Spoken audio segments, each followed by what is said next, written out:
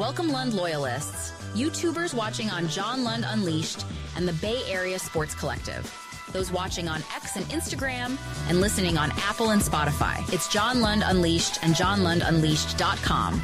Brought to you by Riopel Cosmetic Surgery and Laser Center. Right now featuring amazing stem cell technology. For all your pain and for the guys, check out the latest in low T and testosterone therapy to make you feel like yourself again. Riopel Cosmetic Surgery and Laser Center at riopelcosmetic.com. Now, all juiced up and ready to go. Here's Johnny.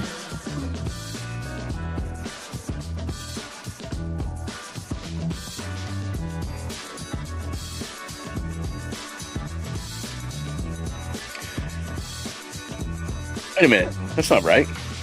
That's better. Thanks for joining us. Happy Thursday, downhill side of your week. I hope you are outstanding,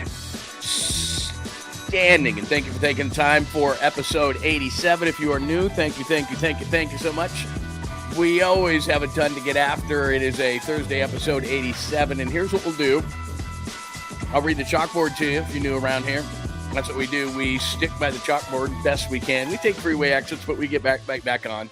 Go to the bathroom, get some McDonald's, whatever the case may be. Then we get back on the road. That's why the random thing is near at the bottom. We'll take roll call. Lots of people in the room already, as I can see. That is awesome. We are live on YouTube. You are looking live.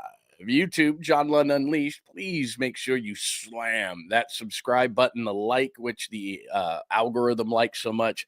Make sure you have your alerts on because I'm on all the time. I was on Tommy's show yesterday. I was on with Mac and Creative Tony. That was a lot of fun last night as part of the Bay Area Sports Collective, which please make sure on the YouTube page at Bay Area Sports Collective you are subscribed there, because Tom's got an interview that he's going to be running with Steve Young. I'll show you Steve's backyard here in a second. Unbelievable.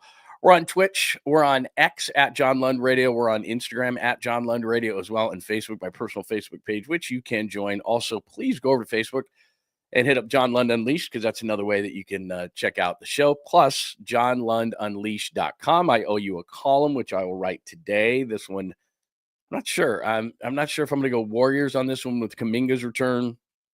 Mac Jones is very, very interesting. I went down a little bit of a rabbit hole on the Mac Jones thing today, which we will discuss. So we have an absolute ton to get to. Plus, there's some weird stuff, and I guess I'll use that in the caboose today, that whole Mark Gastineau thing. Steph Curry spoke with some old friends of mine, so I'll play that for you as well. And so a ton to get to. It is episode 87. As I just said, JK is back. How's he going to fit? We're going down the chalkboard. Wrong side. Not as much on the bracket, but we'll tell you about that. Curry talks. Mac attack. This is really interesting. Is it just he's a backup quarterback a la Sam Darnold that is trying to resurrect himself, or is this kind of Brock leverage? Because you remember, Kyle liked Mac Jones. A lot of speculation that he was going to be the pick at number 3 instead of Trey Lance in 2021. And I have, like I said, I went down a rabbit hole for the 2021 draft, which I think is going to be fun for you. The Aaron Rodgers stuff, just stop. Like, no one cares. I mean, I could be wrong, and I've told you this a million times. I worked for ESPN for over 10 years, and they would give us oodles and oodles, like Gone with the Wind every morning of, this is why you should talk about what you're talking about. And if you're not talking about it, we're going to have a conversation, and you think you're done talking about this and you're not. And it was back in those days, it was more Brett Favre. These days, it's Rodgers and Dak and the Cowboys and LeBron. And it's just this short cycle that you're constantly hearing on either Fox or ESPN. It's all they talk about. But as far as Aaron Rodgers is concerned, I don't care.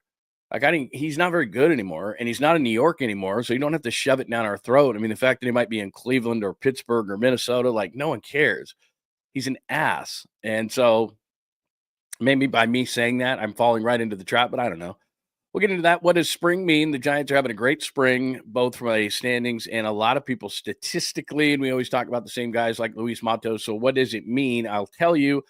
Tolbert and Steve, as I told you, random stuff throughout the show, as always, and the Sweet Clean family-friendly caboose pistol, which I have a video of that I will play today. So we are packed, as we always are. Lots of good stuff to talk about, per usual. Yes, I did get it up. Well, that was weird. We were up early yesterday, so Franco checked in at like 10 o'clock last night, which is very cool. But hello, John Holmes. Hello, Skeels. Baba Booey is here. Jake is here. Good morning to Enrique, Hurleybird, Lindbergh. Jeff is always great. That was a 7:35 check-in right there. Bucko Sports, it is tremendous to talk to you today. We won't have nearly as many numbers, by the way. If you were new yesterday and you're like, man, Lund does a lot of numbers. I'm new around here. Now, we don't normally do that. I just had to explain the whole situation, what's going on with the 49ers. Rockin' New Era 84 is here. We figured something out. I don't know why, but we were going behind the scenes with my team a couple of days ago, and I saw your name up there, and I'm like, what is going on, man? Why is his name right there? Get that off there. So anyway, that was cool. It was very, very cool. I love the word savages. You know that, so I'm gonna say it every single time. Good morning, Lund Savages. I like that name. That is very cool. Vernon is here this morning. Who else do we have? If I missed you, I apologize. Joy, good morning. AJ, good morning. What else do we got? Jesus, good morning to you. Sports Girl for Life, morning all. Absolutely, morning all. I hope everyone's having a great day. I'm sick of the rain, but it's okay. We'll get over it. We'll be in a better mood because of it. Anyway, good morning to everybody, especially those in the room that I just mentioned on YouTube. Again, John Lund Unleashed on YouTube. Please subscribe, hit the like button, and make sure those are alerts on. Also at Bay Area Sports Collective. X, good morning. Instagram, good morning. Twitch, good morning. Facebook, good morning. And JohnLundUnleashed.com. All right, let us get to everything before I get out to some questions, comments, and thoughts. Where do we start? Oh, we got to start with Riopel. I am going to see Dr. Riopel, by the way, today. Riopel Cosmetic Surgery and Laser Center. That is the fine sponsor of the program. As I always tell you, all you got to do is click on that QR code right there. I am doing testosterone treatments because they did the blood work. This is all up and on the legal. And I had low T. So that means I can be irritable, although you never see that side of me. I'm always very good and cheery at 8 o'clock or so in the morning, Pacific time. Irritable, tired, tough to lose weight, all those kind of things, lethargic, brain fog. Those are the signs of low T and low testosterone. And with Dr. Riopel, it's awesome because I go in there. It's every about 4 months. I don't have to go in there every single week and take a shot or anything. It's a quick, easy procedure. And I feel like myself again. And I'm not lying about it. I have done low T procedures for a long time now, for a number of years, but this is the best way that I found it to be. There's some that it's almost like a gym membership where you have to pay every month, or some where you have to go in every single week. And it's like, I just got sick of that. And then I was in there for another thing, and Dr. Riopel said, we do, because I was talking to him about it. And he goes, we do those testosterone treatments. And this is how we do it. And it's easy. And this is how much it costs. I go, first of all, it's about half of what I was paying before. I was going in weekly, and it's an awesome situation. So I'm doing the testosterone therapy with Dr. Riopel, and my wife is doing stem cell. And I'm sure you've heard about stem cell. It's absolutely incredible. In fact, I just walked into my house right before the show started, and she was in there just laying in bed. And normally she'd have ice packs on in the morning, shoulder, elbow, things like that. And she doesn't have to do any of that anymore because of the stem cell. As I told you, it's been about a month. So if you've got pain somewhere in your body, stem cell could and probably is the answer. And nobody does it better than Dr. Riopel. So make sure you check that out. Hit that code right there. It'll take you straight to the website. And not only do they do those procedures I just told you about, anything you would expect out of a cosmetic surgeon and laser center at Riopel, they do all those different procedures. So all you got to do is click on that QR code, Riopel Cosmetic Surgery and Laser Center, and check them out and make your appointment today. So thanks to them for being a fine sponsor of the program. All right, let's get to a lot of things today. First and foremost, let me do this. And I know it's at the end of the chalkboard there where it says Tolbert and Steve. Let me just show you Steve's backyard. That is incredible. And so Tolbert is going to drop that today on the Bay Area Sports Collective at some point this morning. And it's about an hour interview. And we played this, if you're a regular watcher or listener, if you're listening on the podcast, Apple, Spotify, wherever you get your favorite podcast. If you're a regular listener or viewer of the program, about a month ago. Has it been a month? Maybe 2 or 3 weeks ago, because I guess free agency just started heavy petting started on Monday, but we speculated late last week. I think this was last Friday, actually, that Steve went on the Rich Eisen show and said basically what was going to happen, what has happened was going to happen. That's what Steve said, and he's pretty dialed into everything. So what is Steve's reaction now that all this stuff has gone down? Tolbert taped that interview, I think, the day before yesterday, and so they're going to play that today on the Bay Area Sports Collective. So that's another reason why. Make sure you subscribe and have your alerts on, because I'm not sure when they're going to drop that thing. But it's about an hour conversation from Steve's backyard on what's going on with the Niners. Check that out, man. It's like they're in the jungles or something like that. But that's a cool backyard. But anyway, there's Tommy and Steve from Steve's backyard a couple of days ago, and they're going to drop that on Bay Area Sports Collective today. If you're not familiar with Bay Area Sports Collective, there's the piece they did a couple of weeks ago Three well-known Bay Area sports broadcasters, blah, blah, blah. Me and Tommy and Polly Mack, along with creative Tony and the whole crew there at Bay Area Sports Collective. So that's what we've got going on. And if you are on the YouTube page and like, what is it? That's what it looks like right there. That's what the logo is. And that's the logo I have in the corner, just so that you know. So there's the three shows that we've got going so far. So just so you know. All right, let's get into the 49ers. And this is interesting. And we led with them for a number of days. We will do a lot of Warriors today, just because with Kaminga coming back, I'll show you the playoff picture. I'll show you the bracket. We're coming down the stretch. Steph Curry had something interesting to say on a local radio station yesterday that won't play for you and react to. So there's a lot of Warriors today, and we're not going to go over as many numbers because a lot of people after the show yesterday were like, dude, I dig what you did, and I like that you explained it, and now we understand and what the numbers are and the dead cap and all the different things, but never do that again. Ever, ever, ever. I was like, yeah, I get it. Eric Branch wrote in the Chronicle today, what are you doing? What are the 49ers doing? And I think it's pretty obvious. Look at how haggard he is, by the way.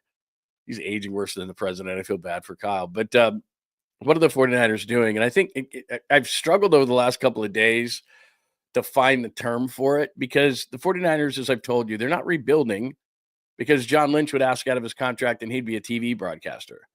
They're not rebuilding because Kyle Shanahan would say to the 49ers, I want to win. I've been on the verge of winning. I don't want to rebuild. Why don't you get in a coach here that's going to do a rebuild, and I'll go out and I'll try to find a team that's on the cusp that I can help push over the edge, like Andy Reid did for a number of years with Kansas City. I just don't think those guys would be down with a rebuild. So I'm not going to call it a rebuild. I don't really know what the difference is between a rebuild and a retool. I'm too lazy to look it up on Webster's, but a retool, what it is it's a financial reset. Now, that's not a rebuild. It's a totally different thing, because offensively, they're going to be fine. I'm not going to miss Aaron Banks, nor are you. They're not going to miss Jalen Moore, nor are you, nor is Brock Purdy. So offensively, they've got the skill position players now. They have to be healthy, like Ayuk and CMC and all those kind of things. Yeah, but if we assume for a second, ask you, me, I understand. But if we assume for a second that the offensive skill position players are healthy, they'll score points, especially against this bad schedule. The offensive line, I really believe this is going to happen. Now, they're not going to lock into a position because that got them hurt in the Javon Kinlaw situation. But if I had to guess right very now, I think one of the top tackles is going to fall to them at 11. They're going to take that tackle. They're going to put him on the right side. Eventually, they're going to put him on the left side when Trent goes. And then Colt McKivitz is going to be the left guard. And that, for the time being, solves the offensive line. Because if you look at a first-round pick on the right side, Trent on the left side, Pooney as your right guard, McKivitz, a lot of people within the 49ers think he's going to be a better guard than he is a tackle. He's just got that nasty mentality. And I don't love Brendel. Maybe there's somebody that's going to get released or something that can be a better pass blocker, because Brendel was one of the worst pass blocking centers in the league. And we know that because he was on his butt a lot and there was middle pressure a ton. So I'd like him to be replaced. But if 4 of those 5 are intact the way that I described it, I think the offensive line's fine. Skill position players are back. They're going to score points. Defensively is where the main issue is. There's no question about it. There's no way around it. Of all the things, and I don't mean to tread back over this, but Dre Greenlaw was a big loss. In past years, they would have re-signed him, but they said that the buck stops here and they're going to reset this whole thing. I showed you yesterday, and I'll just do it really quickly if you're new. It won't be long, I promise, because I said I wouldn't do this. But just really, really fast, the dead money is right there, and that there's still a few guys. So they're up to about $90 million on dead cap, but that's why they're doing a financial reset. And I went through all these guys that they've already replaced. Like Debo's been replaced by Pearsall. Armstead's long ago. Ward's replaced by Green. Floyd's, I don't know who they're going to replace him for, but he wasn't very good. Juszczyk, they've already got Luke Farrell. Campbell, please. They don't have a replacement for Greenlaw, Yadam, whatever. Feliciano, whatever. Latu, yeah, sure. Gray 2 years ago. So, I mean, of the guys that they're losing, they've already got a lot of replacements here. So I'm not going to go back over that ground. I just wanted to show it really quickly. Now, this is the updated wins and losses, or guys coming and going, however you want to do it. So Farrell, like I said, is going to be in for Juszczyk. Demarcus Robinson, I don't mind that signing. He's going to be a short-term replacement for Brandon Ayuk. Then he's probably going to be the 4th wide receiver. Mac Jones we'll get into in a second. Trey Brown's been hurt a lot in Seattle. Richard Grant, special teams. Luke Gifford, special teams. Pinnock, which we'll get into in a second. I think hopefully more special teams. Taylor, whatever. Givens, depth, but he hasn't been very good, and he's undersized. Robinson, I don't believe that he's going to be able to take Greenlaw's place, but that's what some people are saying. Barch might be an option at left guard. Debo, we knew this, and that's why they took Pearsall in the first round. Juszczyk already mentioned. Hargrave is a disaster because it's $8 million this year and $17 on the cap next year. Malik Collins has already signed with the Browns. Whatever, he wasn't very good. And Leonard Floyd had 8.5 sacks, which gave you the illusion that he was good, but actually in the other 600 snaps, he was horrendous. So they need defense. That's what it comes down to. Is I think that in the first round, if one of the tackles, like like Will Campbell, the kid out of LSU, she has short arms, whatever. One of those guys slips, the kid from Missouri, whatever. I think that they would go and do that, shore up the offensive line, and then the rest of the entire draft, for the most part, is going to be about defense because they don't have anybody. So that's essentially what's going on as far as that goes. So that's where we are. All right. In terms of now, let me just throw this up here. Now, I know you want to talk Mac Jones. All right. So this is the thing about Mac Jones to me that's really, really, really interesting. And when it first happened, and by the way, we talked about this the other day because I was on with Larry Krueger Sunday night, I guess it was, and he was asking me about Justin Fields, and I was like, Justin Fields doesn't fit the 49ers in any way, shape, or form. He's a one read and run quarterback. He's going to read the initial read when and if that's covered, and that's what started to happen to Kaepernick is Kaepernick couldn't get through progressions. And so Kaepernick would read the first read. The defense was smart enough. They'd cover that first read. He a lot of times couldn't even get to the second read, and he'd just take off. Well, that's Justin Fields. Everybody thinks Justin Fields is great. Great. He can run all over. But in the NFL, you have to win from the pocket at some point in the process, and Justin Fields can't. So there was no way they were bringing in Justin Fields. So let me just pop this up really quick. So, of course, this is the 2021 NFL Draft. Trevor Lawrence, I thought was going to be better, faster. Maybe he's going to bounce back, but he just hasn't been as good as I thought after starting 4 years at Clemson. Zach Wilson went to BYU his senior year. They weren't in a conference, and they didn't play anybody.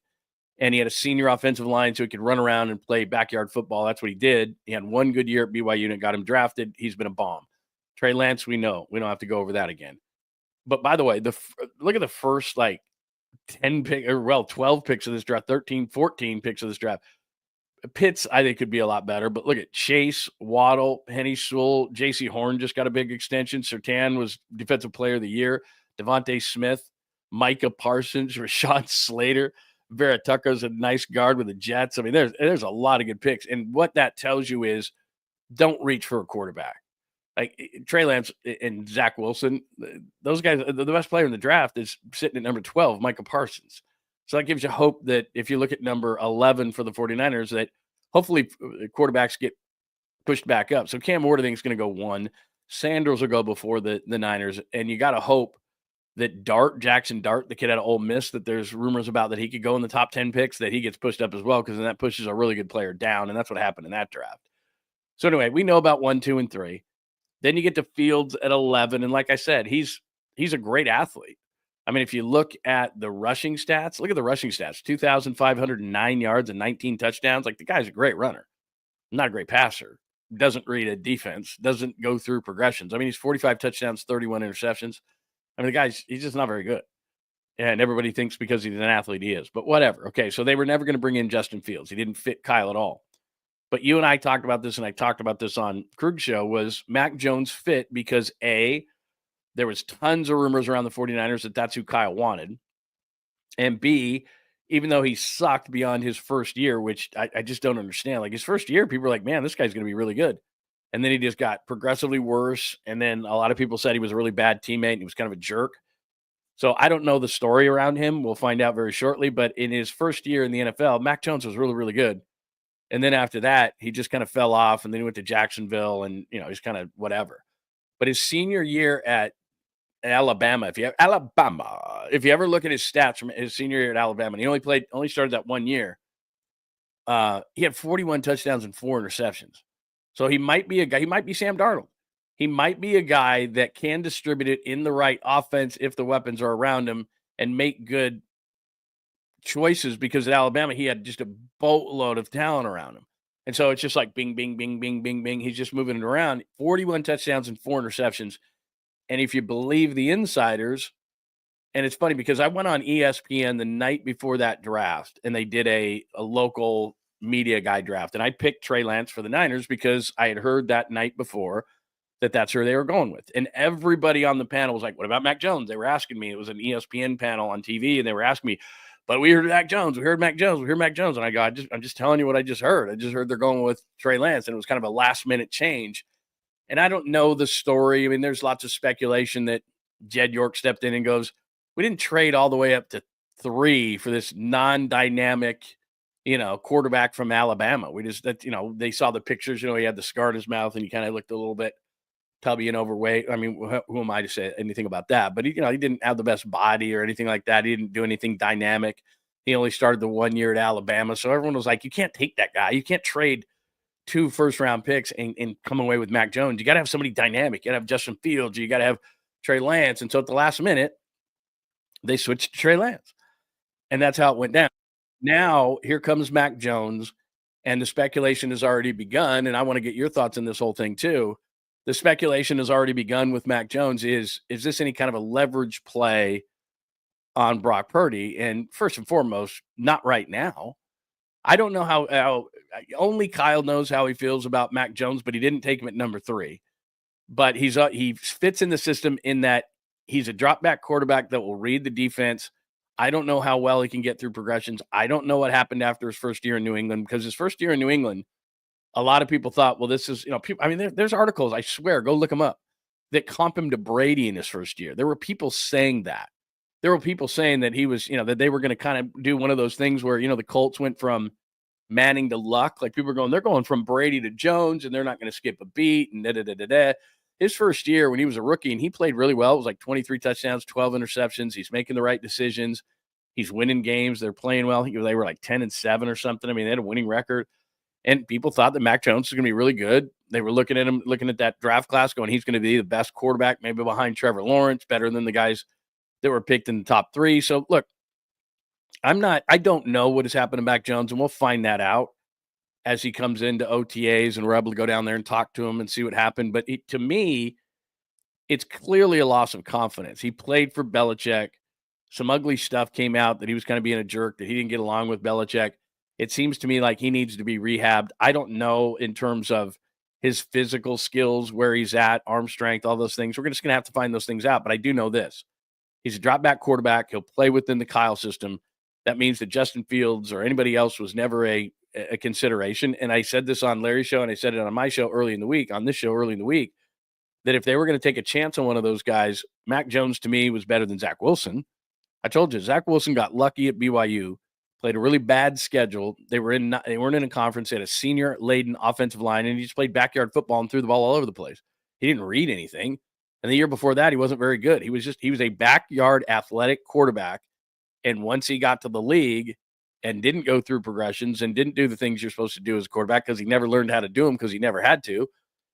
I'm not saying he's in an exact situation as Trey Lance, but it was very, very similar. And then, as always happens, both these guys, Lance and Wilson, had these great pro days where their coaches ran around with brooms, right? Oh, I'm the defensive lineman. And they had these things choreographed out, and they all, went to their right and chucked the ball 60 yards down the field, and everybody got enthralled by all that, forgot about the film.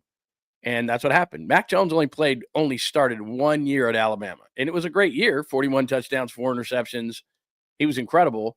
And that got him drafted 15th. So does he need some more time? Can he be Sam Darnold? And the big question for everybody is, if Kyle Shanahan was enthralled by Mac Jones the way many thought he was in 2021, could this be a leverage ploy against Purdy? I don't think so. I mean, we've heard guys on ESPN, I think Orlovsky said this a couple of years ago, and it was one of the dumbest things ever. And I'll defend Brock on this. Brock's a really good quarterback.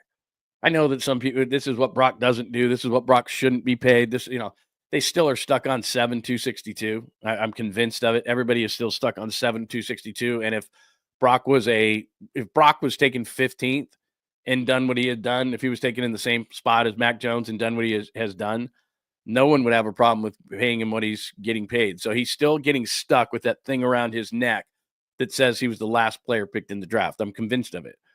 Mac Jones is not Brock Purdy. Now, could he be rehabbed to the point of a Sam Darnold type? Maybe. I don't know. To me, it seems mental, because his first year in the league, he was competent. He was good. He got the ball to the right place. He wasn't a bad quarterback. And then after that, and I don't know what happened in New England, but the things started coming out, and people were saying he was a bad teammate, and he was a jerk, and he did certain things. And then in Jacksonville last year, wasn't very good. So all of a sudden, here he is. And is Kyle the quarterback whisperer? Is he the guy? Is he going to be a Darnold? Is he going to be a Baker Mayfield type? We're going to have to get in here and see, because to be honest with you, I'm not going to go back and read. I mean, I know he had a decent arm, not a great arm. I know he's an okay athlete, not a great athlete. Those kind of things. That's why I think that 49ers may have soured on him, is because, God, we traded all these picks, and we're going to pick this guy that looks like this, that's got the cigar in his mouth and the spare tire around his belly, that guy, and he doesn't have elite arm strength, and he doesn't, there's nothing that screams about Mac Jones. He should have been the 3rd overall pick of the draft. And so maybe that's why the 49ers were like, yeah. But a lot of people on ESPN, when Brock Purdy was doing those things, and because of the way that those shows are kind of situated, there were people bringing up, and I think, like I said, I remember Orlovsky saying this, and I should go try to find the video for the show, of saying if Mac Jones was in San Francisco and took Brock Purdy's place, he could be doing the same things as Purdy. I remember Orlovsky saying that. And I'm thinking to myself, man, nobody gives Purdy credit. He was a 7th-round pick. He'll never outrun that. He'll never outlive that. He can get a big contract, but people just aren't going to believe it. So we're going to see it up close and personal. And for all the people who are like, I couldn't believe the reaction on social media, like, oh my God, oh my God, oh my God. It's like, it's an entirely cheap contract. He's a 15th overall pick in 2021, and the 49ers liked him. I think he's going to be their second quarterback, and I wouldn't be surprised in the slightest if he turned into a Sam Darnold type, because I think mentally, and I've seen this a million times, mentally these guys get beat down. It's not that they lose their physical skills. It's not that they can't do it. The problem with Trey Lance is, because of his athletic ability and at the level he played in college, he never had to learn the intricacies of the position. He just never did. And so now it's like he's trying to, like I saw an article on Trey yesterday, and he's like, he and his agents are under some sort of illusion that there's a QB1 job open for him and he should be competing for it, like with the Jets or with the Steelers or with the Browns or something like that. And I'm like, dude, you're not even in a QB3 situation. Like, you might be in a situation like Terrell Pryor, where it's like, can you play any other position? Because there's just nowhere for him to go and learn. Mac Jones, I don't think it's about that. He played at a big-time program in Alabama. He didn't get nearly enough starts, and this goes back to that theory as well. He saw Bo Nix last year, and he played at Auburn and Oregon, and he had over 60 starts. He stayed in school and had over 60 starts, and all of a sudden he comes into the NFL, and look, he didn't light it on fire early, but he was pretty good down the stretch, and they went to the playoffs, and he was their quarterback. So there's got to be something there. So Mac Jones started for 1 year at Alabama. And he started for the Patriots for 1 year, and then it started to deteriorate after that. And he backed up Lawrence. I think he played in 6 games last year. So clearly he just lacks experience. I don't know if he can get whatever kind of mojo or magic he had back, but it's an interesting signing to me. But people were hitting me up on social media going, oh, does this mean that they're going to use this for leverage against Brock? Mac Jones? Like, I don't think so. I don't see that at all. And I think if you think that, then you're not giving near enough credit to Brock Purdy and what he's accomplished. So that's what I think. That's the Mac Jones signing. It's low risk. Is it high reward? It's medium reward. I don't think you're going to have Mac Jones come in here and all of a sudden tear it up. And then you're going to be going like, ooh, who should be the starter? I don't see that. I think it's intriguing because Kyle was supposedly enamored's too strong of a word, but Kyle liked Mac Jones coming out of Alabama. There's people that absolutely told me that. So that's the latest there. Give me your thoughts before we get going. Yeah, he's a backup quarterback. I don't know if nobody cares. I think it's intriguing because of Kyle Shanahan, but I get what you're saying. I think that. Let's see. 49ers, what was that one? Got nothing from Darnold. I would agree, but he turned that into what he had last year, and he rehabbed himself. And I think that with Darnold, and you can see it, it's a physical thing. Now, Mac Jones doesn't have the physical skills of Sam Darnold. Darnold was taken 3rd overall, and you can see when he throws the ball why he was taken 3rd overall. It's not like that. The Mac Jones skill set is not the skill set of a Sam Darnold. They don't have the same kind of skill set, I don't think. Purdy needs to be getting Jimmy G money. He's not at that elite level with Josh Allen, considering that he doesn't have a strong arm. He struggles in wet weather. He needs an elite offensive line. A lot of guys, and I respect that opinion. Thanks, 49ers 2025. A lot of guys need everything to be right around them. You know, if you look at, I comped Brock to Jared Goff, had an amazing year with the Lions last year. The Lions had most of their games inside, not only their home games, but they had a bunch of games inside. He has an elite offensive line. You look at the two-headed running back that they have behind him, and Amon-Ra St. Brown, and all the, I mean, Sean and Sam Laporta, and all the kind of guys that they have. I mean, Jared Goff has everything around him, and he has an elite offensive line. And when those situations are correct and right, he's going to be great. That's 90% of the quarterbacks in the league. Josh Allen, you mentioned, and it's funny, Josh Allen came out today and goes, people were like, well, why did you settle for $55 million? And he goes, what am I going to do with an extra $5 million? Like, I got everything. I got a house. I got a car. Everything's paid off. I don't have any loans. Like, I'm good. Like, I don't need to make more. So people are thinking, well, he can't make more than Josh Allen. Josh Allen just told you that he could have gotten a lot more. So we'll see where it goes. But like I said, I get it that people are like, it's just Mac Jones. Who cares? I think it's an interesting thing because I wonder how Kyle feels about those kind of things. And Kyle does fall in love with certain guys. So I think the Mac Jones is interesting. But here, let me give you something more interesting. Let me see here. Hang on 1 second. And then we'll get to some stuff. Because I went down a rabbit hole a little bit because of this morning. And I think you're going to kind of think this is funny. That's a good question. That's a good point. Purdy won't miss any camp time. Can you imagine if like Purdy's holding out or something and Mac Jones looks really, really good and Kyle starts to go, tells Jed how good he is. And Jed's like, well, I'm not giving him any money then. So we'll see. Anyway. Yeah, I don't know if Mac Jones. Remember that year? Remember that game against Buffalo? And they wouldn't let Mac Jones throw it because the wind was going so much, and I think he might have thrown the ball one time or maybe no times. And New England beat Buffalo when he was a rookie. I have to go back and look at that. But anyway, that happened. All right, so here's what I did. I know this is stupid, but it's kind of fun. And it might be a little bit depressing. But so anyway, I went back and I go, okay. So I click up on.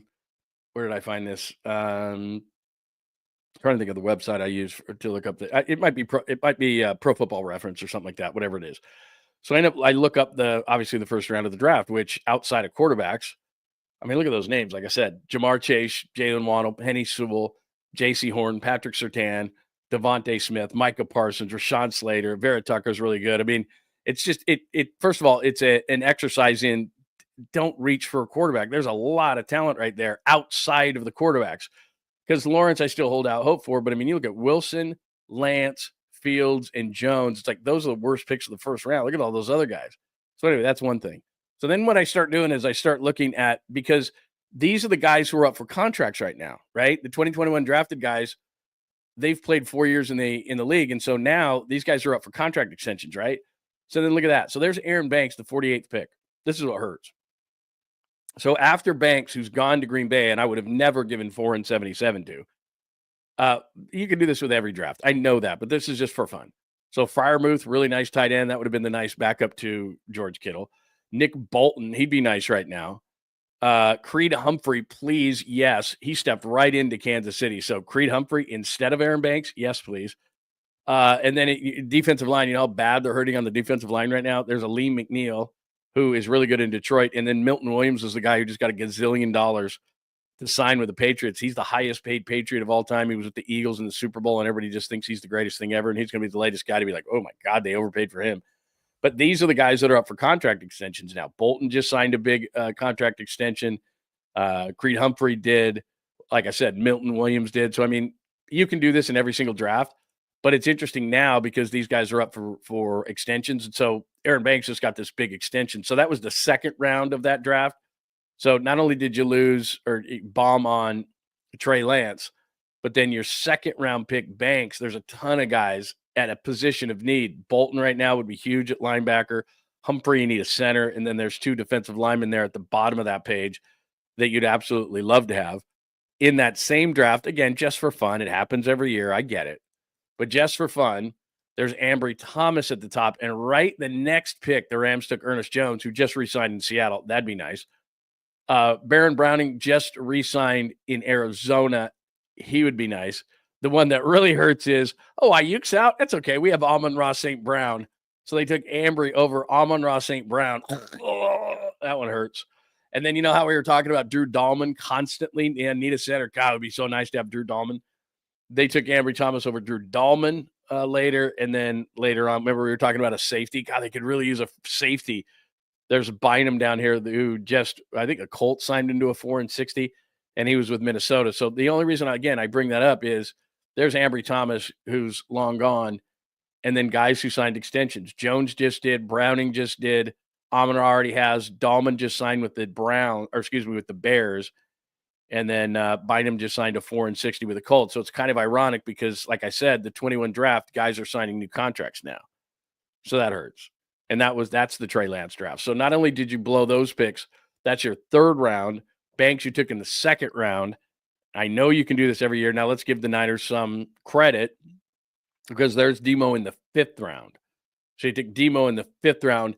And then you see right there, the Jets took Pinnock, 175. He's new to the 49ers. They signed him to a deal. There's Huff right there. He signed with Denver.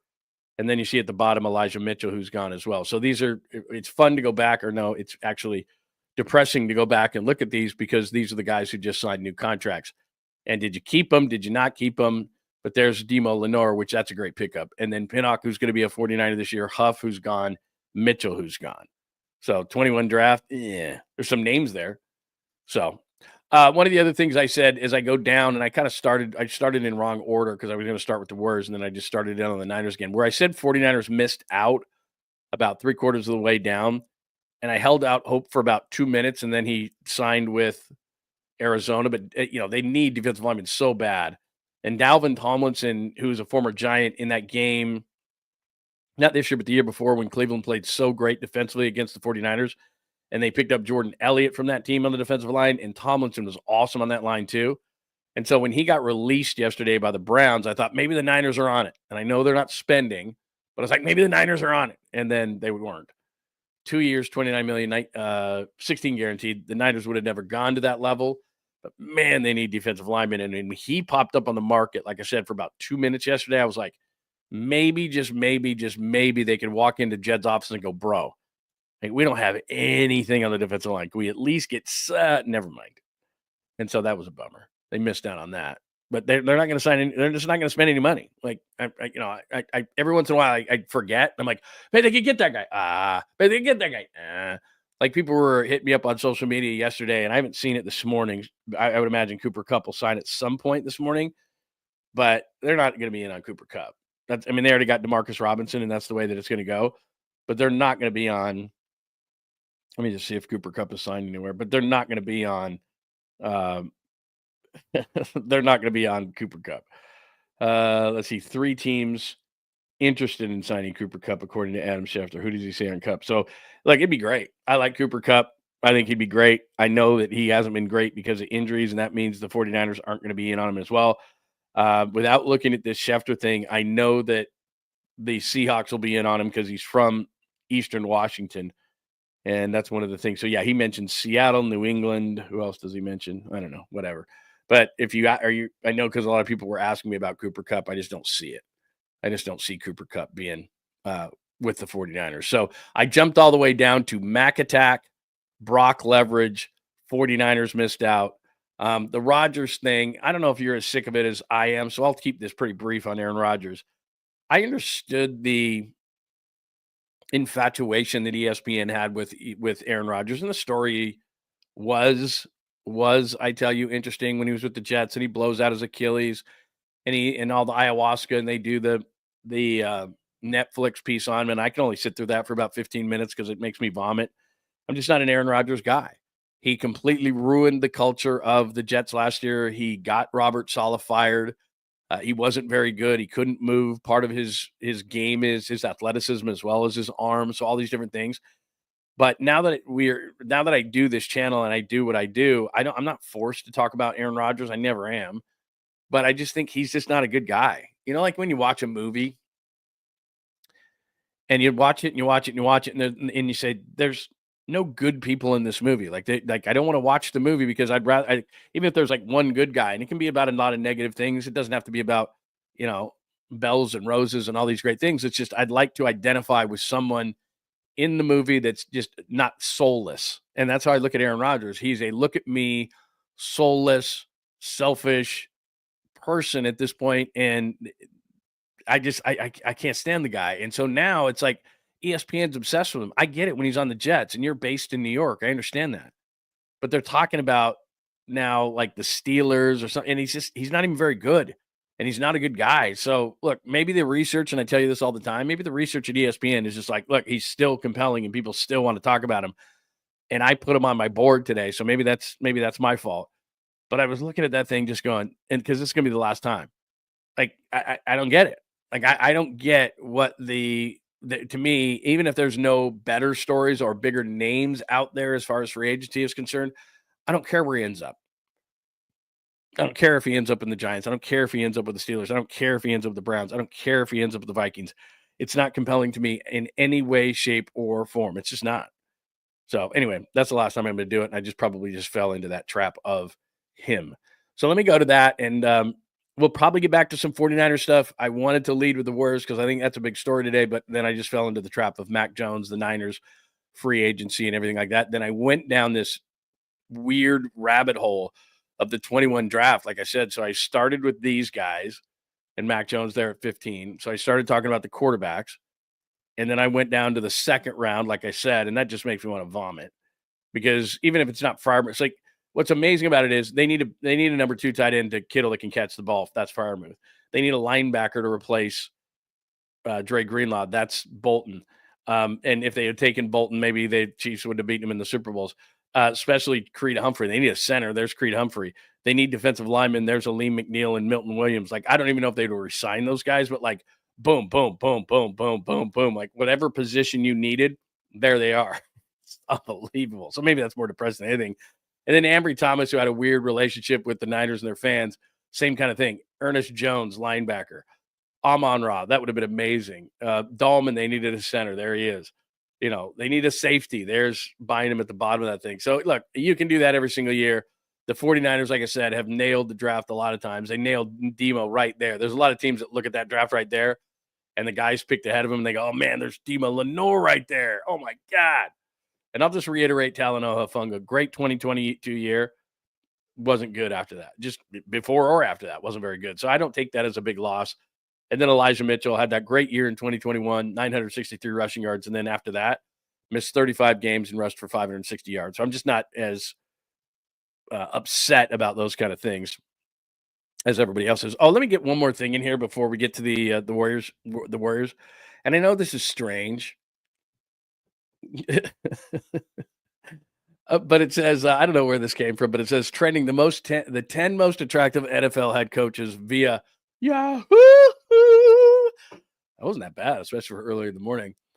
I'm not seeing it with Jonathan Gannon. People, help me out. Like I I'm comfortable. I can tell you who I think is attractive and who's not. And Jonathan Gannon that's not an attractive man, is it? What am I missing? He's number 1. Mike McDonald of the Seahawks. Kyle comes in 3rd on that list. Now, if Cliff Kingsbury was still a head coach, he'd be number 1. But he's the offensive coordinator in Washington, so that doesn't work. Steichen is an attractive man. LaFleur is an attractive man. Canales is an attractive man. Kevin O'Connell, I don't know. Dan Campbell is not an attractive man. Have you seen his teeth? Like he's got some bad, bad, bad teeth. So Dan Campbell wouldn't make my list, but Jonathan Cannon's number 1. And that just doesn't look like a very attractive picture to me. Maybe there's better pictures of Jonathan Gannon that I just don't know about. But I wouldn't call him one. I would say that Kyle Shanahan, when he first got here in 2017, easily he might have been number 1 at that point. But like I said, he's aged like the president. Like this Kyle Shanahan, as I showed right there, like he looks frazzled. Well, better looking man than me by a million miles. But I mean, I don't know if he's the 3rd most attractive man in the head coach in the NFL on that day. Yeah, he looks like he's slept on the cot for about a week. He looks like Tom Hanks when he was, Wilson. He looks like that. I mean, he looks kind of sunburned from, and he's been sleeping next to a volleyball for like a week or a month or 3 months.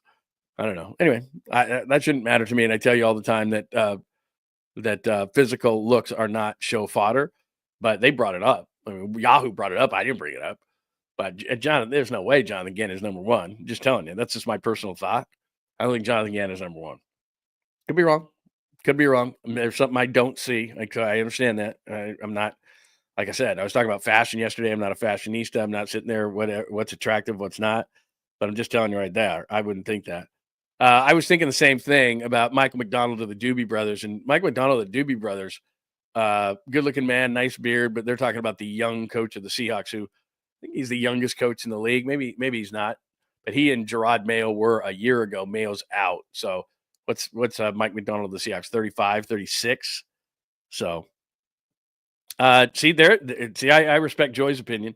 The Vikings with Kevin O'Connell, who's on the list, and Browns. That's the former offensive coordinator of the Vikings, by the way. So there it is. So that's all that I care about. That's if Joy says it, that is the fact. That is the fact. Yeah, Sean McVay. I forgot about that. How about Sean McVay? He's a lot of people think Sean McVay's attractive. He wasn't in the top 10 there.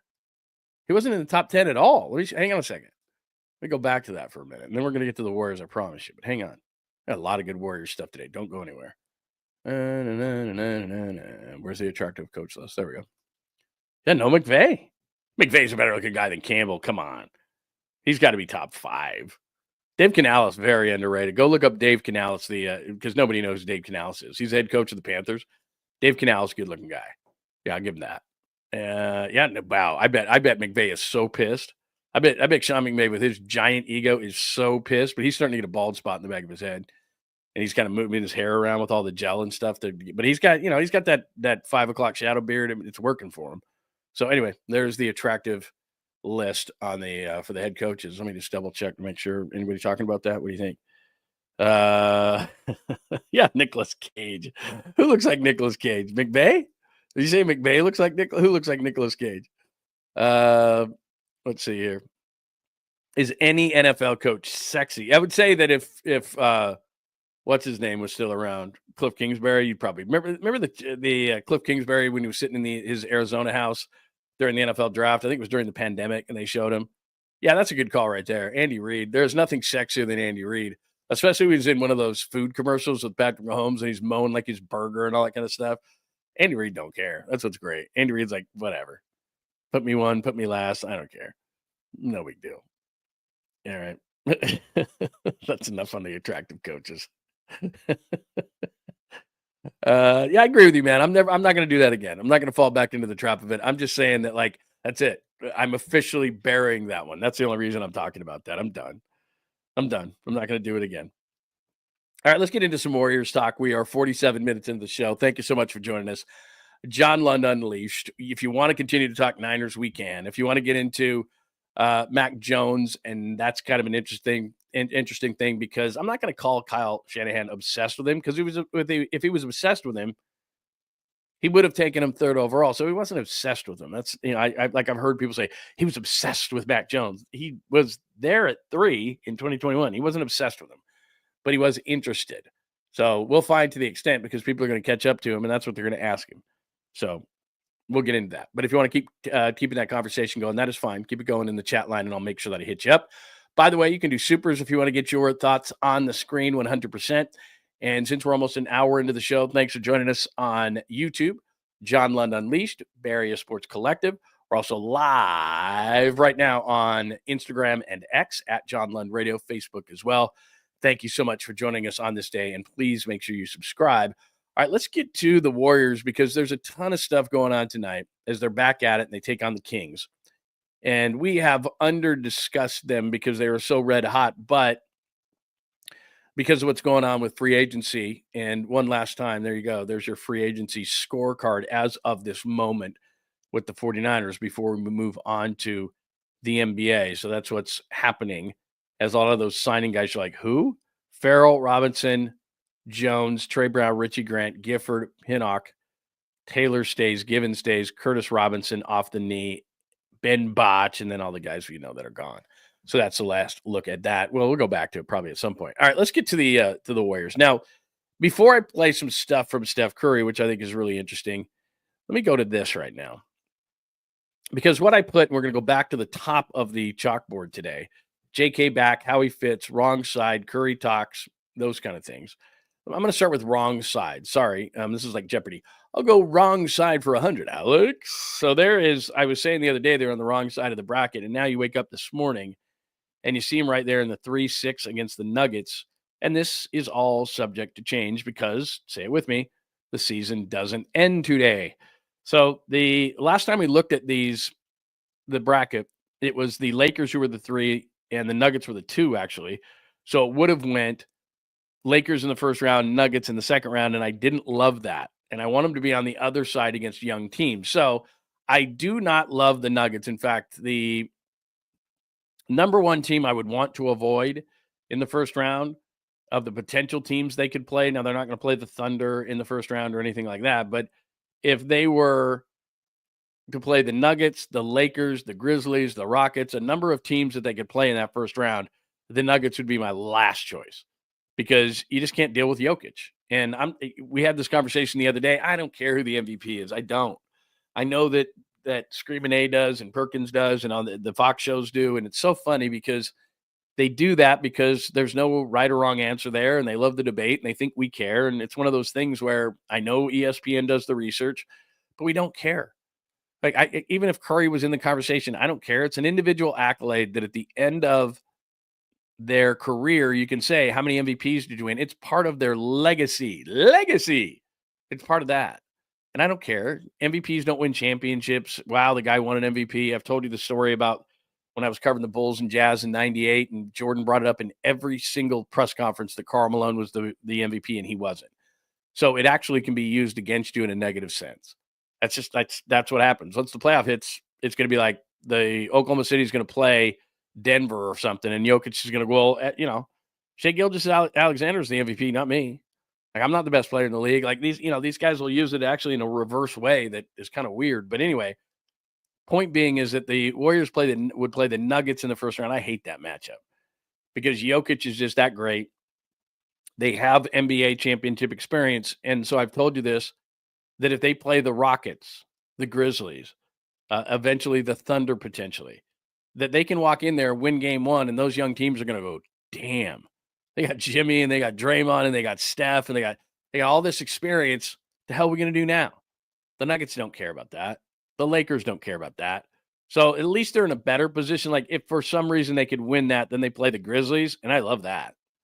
I don't think the Grizzlies are all that. I think I think where people get confused when it comes to the NBA is that there are teams, and baseball is like this a lot too.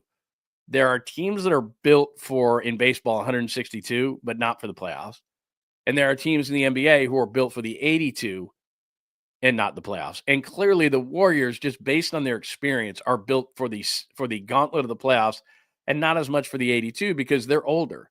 So in the 82 games, absolutely the Thunder are built for it because the Thunder are young and deep. In the playoffs, the problem is youth doesn't work for you in the playoffs because every other game, you don't have back-to-backs. It's not as grueling, even though it's the end of the season, so it makes it grueling. Guys are tired. So they may have a little bit more energy there. But you're not playing back-to-backs. You're not traveling all over the place. Like if the Warriors played Oklahoma City, they're going to Oklahoma. Like it's not that taxing of a flight, and they're not playing every night. So your youth and depth will play into your hands in an 82-game schedule because you can use your depth and your youth, and you're staying bouncier than other teams are. But the problem then in the playoffs becomes you don't have that advantage.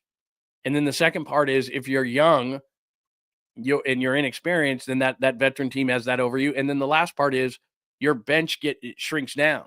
So all that depth that the Thunder have, that's awesome during the regular season, but you're going to par that thing down to about 8 or 9 in the playoffs. And the Warriors already have that. The Warriors aren't the deepest team in the league. They're pretty deep, but they'll par that down, and it's pretty obvious who they're going to play. The Thunder, part of their thing is they wear you down. They're young. They're bouncy. They got all the energy. They got all the depth. Some of those things don't work for you in the playoffs. So the Thunder are a regular season team. The Grizzlies are a regular season team. The teams in the West that should scare the hell out of everybody, the Lakers have the experience. The Nuggets have the experience. The Warriors have the experience. It wouldn't surprise me whatsoever is if the Thunder are 1, the Grizzlies are 2, that those two teams weren't even playing in the conference finals. I think it's going to potentially come down to the Lakers, the Nuggets, and the Warriors because they are built for the playoffs. And once the Nuggets, because remember when they won the championship, they raced out, they won all those games. They ended up winning the championship. And after that, they're like, okay, we don't have to kill ourselves to win in the regular season anymore. The Warriors figured that out too after they won 73 and didn't win a championship. They were like, we don't need to do that again. So that's how I see the West. if the Warriors are to go somewhere, though, deep, they could be out in the first round with the Nuggets. That's just not a great matchup for them. Now, this was yesterday. Let's play this for you. This was yesterday on 95.7 The Game. I think it was yesterday. And it's Steph Curry asked why he thinks the Warriors could win a championship and what could prevent them from winning a championship. Let me take this off the screen so that you can see this. So here is Steph. There are some really good teams out there. You could look at Boston, Cleveland, OKC, Denver. They're records teams that have 3 of those teams who have won it before. So you think about experience, but for us, we have that experience on our side. We have a good balance of veteran presence, youthful energy. I think the fact that since the trade, our roles have been clearly defined. Our rotation's pretty consistent from a night-to-night perspective. It might get a little tighter as you get closer to playoffs, but having your 9-10 guys that are going to play, the bulk of the minutes, who's going to be out there on the floor, that clarity has given us a lot of confidence. But at the end of the day, me, Draymond, Jimmy, we've all been around. We know what it's like to. Let me freeze this for just 1 second. Is it just me? Steph's big. I mean, people forget because he's like 6'3" on a basketball court, and 6'3" is not big on a basketball court. But like 6'3" as a normal person is pretty big. But maybe it's just the shirt. Maybe I don't know. But I mean, shoulders, arms. I mean, the dude he didn't come to the league like that. So first of all, I want to talk about what he said. But what struck me as he's sitting there is, and that's like a workout shirt for him. Dude's he's yoked. I mean, he's pretty big. So maybe that didn't jump out at you, but it did jump out at me. Now, in terms of what he said there, it's exactly what I was kind of alluding to a minute ago, which is that's a team with veterans on it. And I think that he thinks that, look, we just added Jimmy. We added, and I keep saying this, a superstar player, and he is, and Draymond and veterans, and we've been there and we've done that. Now, the big thing is tonight, Jonathan Kuminga comes back. And I was on with Tom Tolbert yesterday, asked him about this. And he had the same concerns that I did, which is, okay, there's 2 different things going on here with Jonathan Kuminga. His agent is telling him, look, man, we got to secure that bag for you. In the offseason, we got to secure that bag for you. So you got to come back and you got to be, bat out of hell. The last 10 games before Jonathan Kuminga got hurt, and he's been out since January 4th. So long before even Jimmy Butler came here. And Jonathan Kuminga is not the most mature guy. So logic would tell you, and here I am with my maturity level saying that Jonathan Kuminga is not the most mature guy, but logic would just tell you, okay, that this team's been really, really good since he's been gone, won a bunch of games.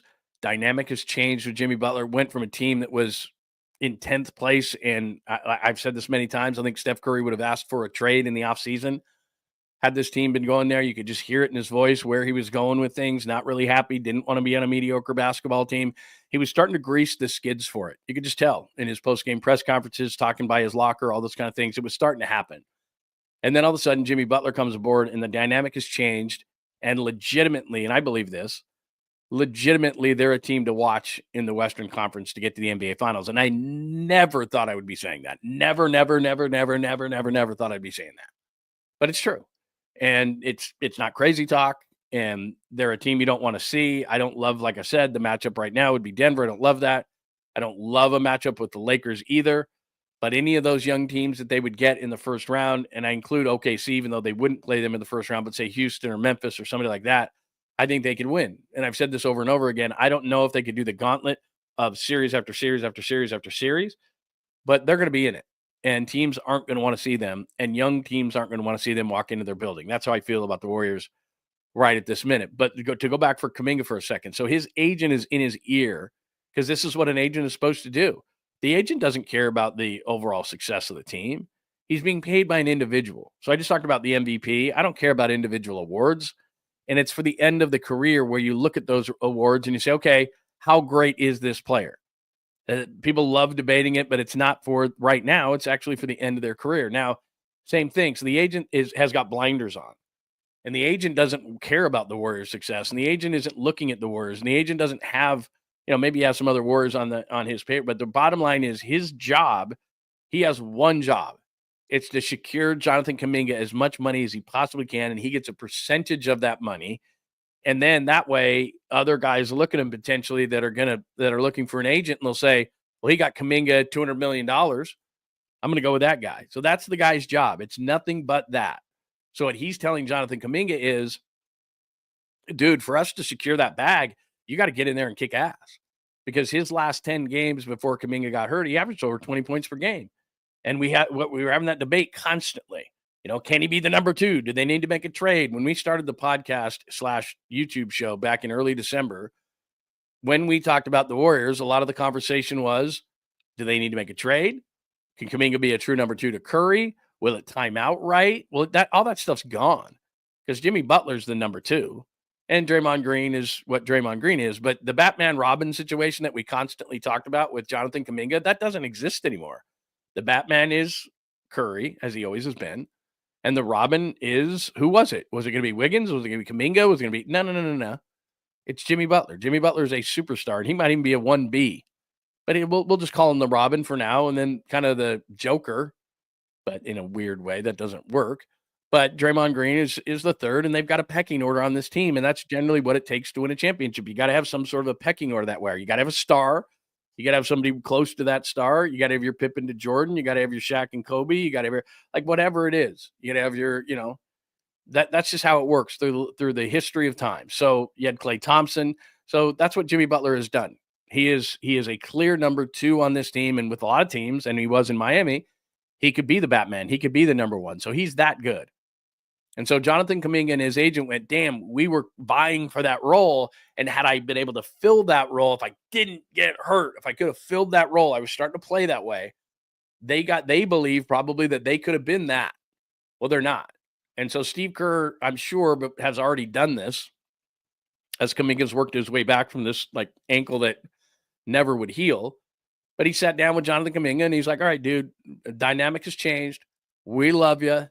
Nothing's changed in that regard, but your role, which was emerging superstar starting player on this team, guy who was going to get the big bag because he was going to show us that he could be the Robin to the Batman of Curry, and which I didn't ever think was going to be the case, but okay. That was, I'm sure, what his agent and he thought, if I just get that opportunity, I can do it. Well, those things have changed. And so now your role is come off the bench, provide energy, play defense. We're going to, again, if they're going to play Denver, you might have to be on Aaron Gordon. You might have to be on Ben Brown. You might have to be on Jamal Murray. You might there's a number of different guys, Porter Jr., whatever. If we're playing the Lakers, you might be on Luka. You might be on LeBron. You might be on Austin Reeves. You might there's going to be a lot of different things, but we've got to have you help us defend certain guys. You're that athletic. And then on the offensive end, I don't want you out jacking threes. I don't want you trying to improve your 3-point shot at this point to show that you can do that so you can get the bag. What we need you to do is, you see what Jimmy Butler does? He gets to the rim. Nobody can stop you from getting to the rim. You are so athletic. Put the ball on the floor, get to the rim, draw some fouls. But remember, your pecking order offensively for what you were to what you are, especially as they get closer to the playoffs and you par that bench down, you're not a number 2 option. You're not a number 3 option. We'll get you the ball, but you're probably not going to be that 20-point scorer. You may have some breakout games every now and then, but everything has changed. And for a young player, and this is where the difference is in finances, for an older player who's already secured that bag, and that's why Jimmy Butler was so desperate to do it, they're fine. They can relax now. And they can just play their game. But before you've secured that money, it's all about securing the money. And there's a misconception among fans of they want to win, they want to win, they want to win, they want to win. They don't. They don't want to win until they get their money and they secure their future and generations of their family's future. That's number 1 on the list. And I tell you it all the time. It's always about the money. It's about securing the future for yourself and your family. And so here's Jonathan Kuminga at 22, not exactly ripe yet and mature. And he's thinking to himself, and his agent isn't helping the situation probably by saying, you got to come back and you got to score 20 and you got to force this thing and you got to show people what you're all about. When reality is he needs to come back, fit into the system, fit into the team. And I've told you this before because we've seen it with Eagles guys. The residual effect of winning will get you paid. Milton Williams with the Patriots coming from the Eagles, or Josh Sweat going from the Eagles to the Cardinals, or you see it all the time. Baseball free agency. We want the guy who has the stench of the championship, the champagne. He still stinks of champagne, and we want him on our team because somehow he knows how to win. And you know how to win because there's a bunch of guys around you and you're in a great situation, but people feel like, okay, he knows how to win. Now, if you're LeBron or Steph or, somebody who was the leader of that winning team, I buy that. But just because you're around winning doesn't mean you know how to win. But there's a misconception among that of teams. So if the reality is if Kuminga comes in, plays a role, does what he's supposed to do, has that occasional 20-point game, but teams see that he's a mature enough guy to say, look, he'll take on certain defensive roles and he'll fit within the offense. And that's not easy because the team that he left is not the team he's returning to. And so now he's like, well, how do I fit? What do I do? And I think Steve Kerr is sitting down with him and saying, look, this is what we want you to do. And logically, you think, well, that's really easy. Like I remember when Wiseman was drafted, when James Wiseman was drafted. And I thought to myself, what an easy role he has to play. They want him to just rim run, defend, get up and down the floor, use your athleticism. And I don't think he ever accepted that role. He was like, no, I was a dominator and I'm going to score and I'm going to shoot. And it's these guys get this mentality. And we think as fans, like, what an easy role. Have Kaminga come back. You defend certain positions. You're a multi-position defender. We don't need you to, shoot a bunch of threes or score. We need you to be a secondary scorer, even on the second team. Get to the rim, be a Jimmy Butler type. We want you to get to the rim, free throws, those kind of things. Just play that role. And then from there, we'll see where it goes. But he's probably sick of that. He's probably heard that his whole, just, take your role. You'll get a bigger role. You'll get a bigger role. It was like, well, this year was supposed to be on my time to get that big role. And now here's Jimmy Butler. And it's like, well, you're not better than that dude. And you're not going to be in the starting lineup because you don't fit, because you don't shoot well enough. So now you're coming off the bench and we'll figure out that role for you. And his agent's in his ear going, that's not good enough, bro. That's not good enough. We got to get that bag. So it's not automatic that he comes back and all of a sudden, and I'm not saying it's a bad thing. It's not a bad thing. But he's got to realize at the age of 22, when he hasn't really gotten his full true shot to be that guy, that he's going to be like, oh man, I missed my chance. Now Jimmy Butler's here. What am I going to do? And he's got to realize that you got to come back. You got to win. And he could be the key to them winning, even though he's not Butler and he's not Curry and he's not Green. He's not that kind of a guy, but he could be, I don't know if he's the fourth most important, but he might be. There's going to be certain series where they're going to look at Jonathan Kaminga and go, dude, we really need you here. We really need you. So he can still secure that because you don't have to be the starter and you don't have to go 20-10. And because teams are desperate. And when they have money, they're like, here, we'll throw at this guy because we think he's still got potential. And everybody looks at that. They know that Jonathan Kaminga is a ridiculous athlete.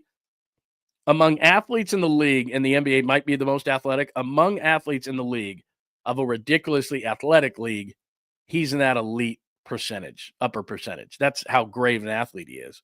So teams are going to bet on his potential anyway. And more so, that's what I would be telling him if I was his agent. Just relax, go in, fit in, win. It only takes one team. There is going to be that one team. You're going to be fine. But for some weird reason, I don't get that vibe. I get the vibe that he's going to try to force it and the agent's in his ear. And so I hope that's not the case. I hope I'm 100% wrong. So that's my thought on Kaminga. Give me your thoughts on Kaminga coming back against the Kings. Like I said, I don't want to paint it as a negative thing because I don't think it is going to be, but I hope that there's not someone in his ear saying to him, you got to come in and you got to dominate this thing. I don't care if Jimmy Butler's here. You're going to play like you played when you left. That's the team you left. It's still that team. So we'll see. But there you go. Steph Curry's stuff was interesting, though. And, some people were hitting me up and showing me this stuff. And they're like, well, I'm like, that's how Steph should feel. That's how the Warriors should feel. They should feel like they're one of the better teams out there. And I think they are right now. So anyway, that's as far as the Warriors are concerned. So JK back on the board. How he fits, I just told you. Wrong side of the bracket. Like I said, it's not so bad today. The other day it was Lakers in the first round, Nuggets in the second round. Today it's Nuggets in the first round, which I hate. Somehow if they could get by that, it's Grizzlies in the second round. I think they'd win that series. If they could somehow get by the Nuggets, which I don't know that they can, just for the sake of fun here, they could get by the Grizzlies. And then at that point, I think the Lakers beat the Rockets. I think the Lakers beat the Thunder. And I think we get a West final of Warriors Lakers. Right now, I would say the West final would be Nuggets. In that's what I'm looking at right now. I would say Nuggets Lakers. But because I hate that draw. I hate that first round draw. So there's that. As far as standings are concerned, and this is why a lot of things can change here. OKC's going to be the one. But you see right there, the 2 and the 3 is a dead heat. So both with 34 losses. The Lakers are only 1 off that. The Rockets 2 off that, and the Warriors 3 behind that. And you start looking at how many games are left in the season. Not a lot. So, you start looking at it going, well, 3 back's not that far. Well, you look at it and you say, all right, what do we got? 17 games remaining. So they could do it. I mean, you could catch the Rockets in those 17 games. I don't know that you could catch the Lakers 5 back with 17 to play. They would have to absolutely jump in the tank. But as you look at the last 10, 9-1 for the Warriors, 6-4 for the Rockets, you just gained over the last 10, you gained 3. And that's exactly what you would need to catch them. 8-2 for the Lakers. They're starting to come around. That matters. Like, I generally speaking, during the season, I don't care what a team's done in their last 10, but what it starts doing when there's 17 games left in the season, you start thinking to yourself, okay, who's rolling? And obviously the Warriors are rolling the Lakers. And then I'm sitting there looking ahead to this whole thing, assuming that they're out of the play-in. And I told you, if they're in the play-in tournament, then all bets are off. And I'm looking ahead, but then I look back for a second and I see Minnesota, who I don't think Minnesota's very good, but there they are with 29, where the Warriors are at 28. The Clippers are at 30. I told you the Clippers would fall off, but they're only 2 back. Kings are at 31. That's what makes tonight's game critical, is because you lose tonight, you're at 29 losses. They're at 31, so Sacramento's right up your butt. So the Kings, the Clippers, the Timberwolves still could catch you. Tonight is an absolutely critical game against the Kings because, again, after tonight, there's 16 games, and you'd have a 4-game lead in the loss over Sacramento. You could put them at 32 losses tonight. There'd be 16 games remaining. It'd be really tough for the Kings to catch you. 16 left, 4 ahead in the loss column. So that's where it is. So again, I assume things, and I'm looking ahead, and I look right behind me, and I see Minnesota with 1 more loss and the Clippers with 2 more losses. So they're not exactly out of the woods on this whole thing. I guess I'm assuming it because of the way that they've played and how I feel like this team is. But they drop into that play-in tournament. All you are is a hot game or 2 away from your season ending. As optimistic as we are that we've seen since we've seen Jimmy Butler don the Warriors uniform, all of a sudden you look around and you're like, So there's that. Give me your thoughts before I get into some Giants stuff, because I observed something interesting yesterday, so I want to get into that whole thing. But give me your thoughts on the Warriors. I'm still obviously open to having a conversation about the 49ers who just joined us, and you missed that conversation about Mac Jones. We can still get into Mac Jones if you want to do that, or anything in relating to the 49ers and their free agency. Hi, Dom. Good to see you, man. It was great to see you with Paulie and Creative Tony last night. He says, you nailed it. That's the 50-50 with Kaminga. Can he be mature and fall back on his past outbursts of immaturity, shades of Poole? That's a great call right there. Yeah, I wish look, I hope that, and this is where the agent comes in, and where I really don't trust the agent, and it just depends. I don't know his agent. But like I said, an agent is solely working for the player. He doesn't care if the Warriors make the playoffs or not or whatever. He's just there to secure the money for his player, and therefore impressing other potential clients in the process. That's what he's trying to do. He's just trying to build his business. He doesn't care. He's not an ally of the Warriors. If the Warriors went to him and said, could you please explain to JK how this is going to work and what we need him to do, I'm sure they do that, especially for a 22-year-old. You don't need to do that for a guy who's 27 or 28 or whatever, who's established in this league, who's already secured a contract. You don't need to go to his agent. But maybe at the age of 22, they go to Kuminga's agent and they say, look, man, we really need him to play a certain role. And I get it. You're trying to secure a bag for the guy. But if he does A, B, and C, he's going to get it anyway. So please, can you help us on this thing? Now, having said all that, I still think that because he's got the upside he has, because he has the athleticism he has, because right before the Jimmy trade, he was averaging in the previous 10 games over 20 points a game, there's a team out there that is going to give him the money. Now, are they going to give him over $200 million? I doubt it. But there's a reason why the Warriors haven't extended him yet. And the reason is, and I've told you this before, and this is well-known information, so I'm not letting anything out of the bag that shouldn't be. He can be very tough to coach sometimes. He can be immature at times. He thinks he's a lot better than he actually is, and he thinks he's accomplished a lot more than he actually has. He's not the easiest. And so when you're going to give that kind of money, and you brought up, and that was a great point. Who said that? Was that you, Dom? About, shades of Poole. There is shades of Poole here. And there was regret in giving Jordan Poole that contract. Maybe it was partly because, oh my God, Draymond Green punched him. Let's hurry this thing along, whatever the case may be. And they regretted it and they traded the guy.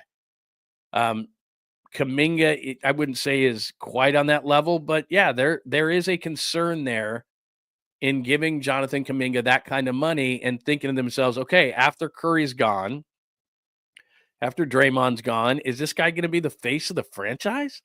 Like, are we going to give this guy that much money, which gives us the belief, or him the belief, that he's next? And do we want him to be that guy? And believe me, trying to follow Steph Curry is not only the basketball on the court as far as the next one for the Warriors, but off the court. And we've said this a million times, and you're aware of it. There's more to being a leader of a franchise than just putting the ball in the hole. There's all these things that Steph Curry does as the CEO of the Warriors, and I don't care who's actually the CEO of the Warriors. It's Steph. Steph is everything to the Warriors, on the court, off the court. He rarely makes a misstep. He actually never makes a misstep. Correct myself. He never makes a misstep. And so for Jonathan Kuminga, who hasn't shown near that type of maturity, and it's not fair. Jonathan Kuminga doesn't have the background of Steph Curry. Steph Curry was born and bred to do what he's doing. Jonathan Kuminga is a young guy trying to make it in this league. And so if I'm the Warriors, it's not just so much the take the mantle from Steph Curry from a basketball standpoint. It's more the, can this guy be the face of our franchise? Because if we give him $200+ million, he's going to be, if he's not the face, he's going to be one of the faces of the franchise moving forward. And that's a really, I was going to say difficult, that's an impossible task, taking that baton from Steph Curry. And so the organization right now is going, damn, not now, not next year, maybe the year after. And Steph Curry did say in that interview that he's going to probably, he wants to outplay the contract that he's in right now. And why wouldn't he? And I've told you this before, without Jimmy Butler, Steph Curry's asking for a trade to another team, and it's heartbreaking and everything else, but that's what would happen. So it's not just as simple as saying, let me get back to Kaminga for a second. It's not as simple as saying Jonathan Kaminga, the basketball player. It's the Warriors saying Jonathan Kaminga, face of the franchise for the Warriors moving forward in the next couple of years. And they're not sure. So that's what's going on as far as he is concerned. But one thing he can do to help secure that is come in, play within this system, be that defender, find your way offensively, be more of a Jimmy Butler. We don't need you on the perimeter. You don't have to, you don't need to dominate the basketball. We've got it going right now. Just, this is what we want you to do, A, B, C, D. And hopefully that doesn't fly in the face of what his agent wants to say, which is, no. You got to go in there and you got to force it. You got to get 20 a game. And we got to get you a big contract. People have got to be able to see what you are. So I hope they don't. Hope that's it. That wouldn't surprise me. KD, I don't know if they could fit it in, now with Jimmy Butler and the extension and all those kind of things. But I will say this, maybe not you bring up a good point, though, not maybe KD, but this is his opportunity. If he wants to be a Warrior, if he wants to succeed Steph, if he want all those kind of things, clearly they go into Jimmy Butler and less of the two timeline, which that's things totally gone. But what I think your overall point there is if JK can't show that he can be that kind of a guy, then you know what? We may need to move you in the offseason. Not because we don't think you can be the Robin, because that's gone. That stuff's gone. Like Steph Curry's the guy, Jimmy Butler's too. Like, since you've been gone, pal, somebody else moved into your spot. Sorry, you can be this. You're not going to be that. So if he can't handle that, that's a great point. Tacky bringing up. Tacky is our newsbreaker. This is beautiful. Juice meeting with the Steelers today. The Steelers. Not many teams need a fullback anymore. Steelers. The Seahawks, I thought, would have met with him. I have no idea if the Seahawks are meeting with him. Although the Seahawks went kind of crazy a little bit yesterday. They went out and got Marquez Valdez-Scantling, which I'm not a fan of, so good. That's fine for them. He'll get a pass, a deep ball. He'll be wide open, and he'll drop it. And then they took DeMarcus Lawrence, which is a really strange thing for me because DeMarcus Lawrence is 33, didn't play last year, and hasn't been good for a while. He's a good run edge guy is what DeMarcus Lawrence is. Everybody always thinks of him as a pass rusher. He's actually really good against the run. Not great as a pass rusher anymore at the age of 33 out of Boise State University. By the way, speaking about a good draft, Dallas took Zach Martin in the first round of that draft in 14 and DeMarcus Lawrence in the second round. That's pretty good. Anyway, we'll keep you up to date on Juice. Juice. Let's see. Yeah, there you go, Tacky. That's a good call. Yeah, I would. That's a really good call. Actually, I could see Juice going to the Chargers, and I think I've made myself clear on Juice. I really like the dude, man. I mean, every training camp we talked to him, he would always come on the show. You walk in the locker room, he would make eye contact with you and say hello and know your name. And I mean, what a great dude, man. But right now, his best attribute was he was great in the locker room and he was George's best friend. And he was an awesome guy. But I looked at his numbers after he left and it's like he had 10 carries the last 2 years. He had 19 catches the last 2 years. He wasn't hammering guys in the hole. It's 3rd and 1 for the Niners. Oh, Juszczyk with a killer block on the linebacker. First down Niners. Like he wasn't doing that. And that's why they brought in the kid from Jacksonville, and that's who's going to take his place. So it sucks, and it kind of does. And as we kind of migrate back to the Niners for just a second, it does feel like, to an extent, an end of an era, even though I still think it's the Kyle Shanahan era, and I do believe, and I asked you this to start the show, it's a financial reset. It's a financial reset, and sometimes teams need to do those things, but I don't want that, at least in my mind, I'm not confusing that with a tear down, a rebuild, a whatever the term that you want to use. And again, Steve Young is on with Tolbert today, and they're going to release that interview at one point. So I'm interested in hearing what Steve has to say. But remember, we played this for you a couple of weeks ago. Steve Young said on the Rich Eisen show, ABC is going to happen. And ABC did happen, which is they tore this down. They weren't going to spend like that. They were going to draw the line financially.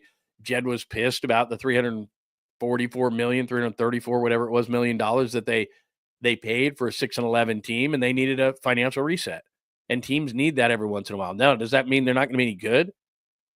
I want to see what they're going to be like in training camp. At least give me that, because I have a talk show every single day, Monday through Saturday, and I know that I've got to have an opinion on things. But the only thing I want to do, the only thing I ask of you is let me see a little bit. Let me see some OTAs. Let me see what they got. Let me see, because what happens is, let me see what they draft like, because what's happening right now, and I was talking to a friend of mine, Ian Furness up at KJR in Seattle, if we got some Seattle listeners, because I go on his show every single week.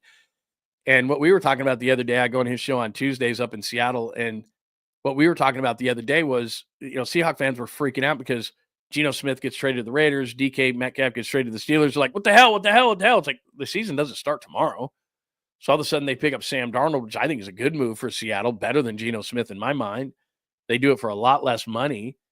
And they're, I don't know if they're going to pick up Cooper Kupp. I don't like Valdez-Scantling, but there's still a draft to be done and all those things. So, they're 10-7 football team. They're changing what they are. And the 49ers have looked in the mirror, and I know I don't like it. You don't like it. They've lost a lot of guys, but I wrote this at johnlundunleashed.com, and hopefully you've read it. They lost a lot of name value. They lost a lot of quantity. They didn't lose a lot of quality, and they've replaced just about every player that they lost in free agency already outside of Dre Greenlaw. They haven't replaced Dre Greenlaw, and he's not really replaceable. I don't know how they're going to do it. Some guys are going to get released after signings. Yesterday was the first day of the league year. But what's going to happen here is they're going to try to replace guys. I don't love what they've done so far, but they haven't drafted. And there's still a lot of phases and ways that you can add to your football team. It's not over. Over? Did you say over? It's not over. They've got a lot of work to do, and we'll see. But they do have a last place schedule. They do have one playoff team coming in here, the Rams, and so we'll see. And so it's kind of that thing is we're judging them, and we don't even know what the complete picture is. I don't love it. But like I said, Banks overpaid, Moore overpaid, Hufanga overpaid and hurt. Elijah Mitchell hurt. Like we look at all these names and we go, oh my God, Juice. Juice wasn't very good last year. I'm sorry to say. I don't want to be the bad guy here. I don't want to be the bad guy, but the reality is they didn't need him anymore in the way that he was playing at the age of 33. He's going to go to a different team, and he might be really, really good on a different team. It's just for here, it wasn't good anymore. Anyway, we've gone over that a ton of times, so we don't need to do it again. Episode 87, JK back. We got into that, how he fits. Wrong side, not as much on the bracket today. I played that Curry talks. He talks about why he thinks the Warriors can win it. Mac Attack is Mac Jones. A lot of people on social media yesterday were asking me if this is a leverage play on Brock. It's not. This is actually a dart at the dartboard saying, hey, we like this guy coming out. You see this all the time, by the way, in sports. Hey, we really like this guy coming out. He didn't work out wherever he was. Let's see if, were we right on this evaluation? Because, I mean, at least you didn't spend $30 million guaranteed to say, were we right on this evaluation like Adam Peters did for Javon Kinlaw? Like, he's like, oh, my God, I know I was right on that evaluation. $30 million. Like, dude, are you kidding? Like, they're giving Mac Jones, a small contract. What was it? I have it right here.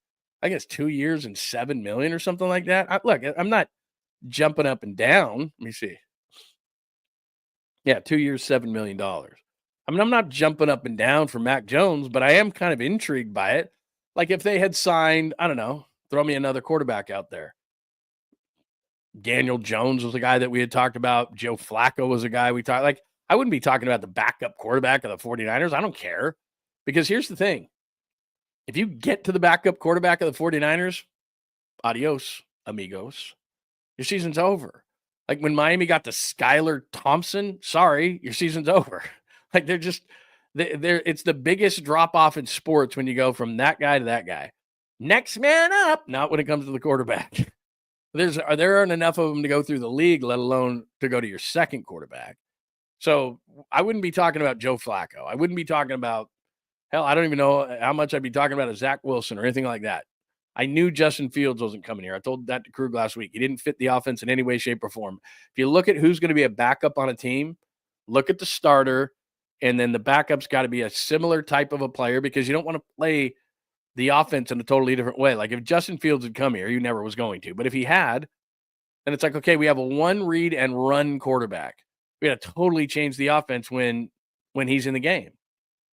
Mac Jones, at least conceptually, is a drop back quarterback who's going to read the defense and do similar things to what Brock Purdy did, but it at this particular juncture, he's not a threat. It's just like Sam Darnold when they brought him in. He was never a threat. Darnold wasn't going to be a threat.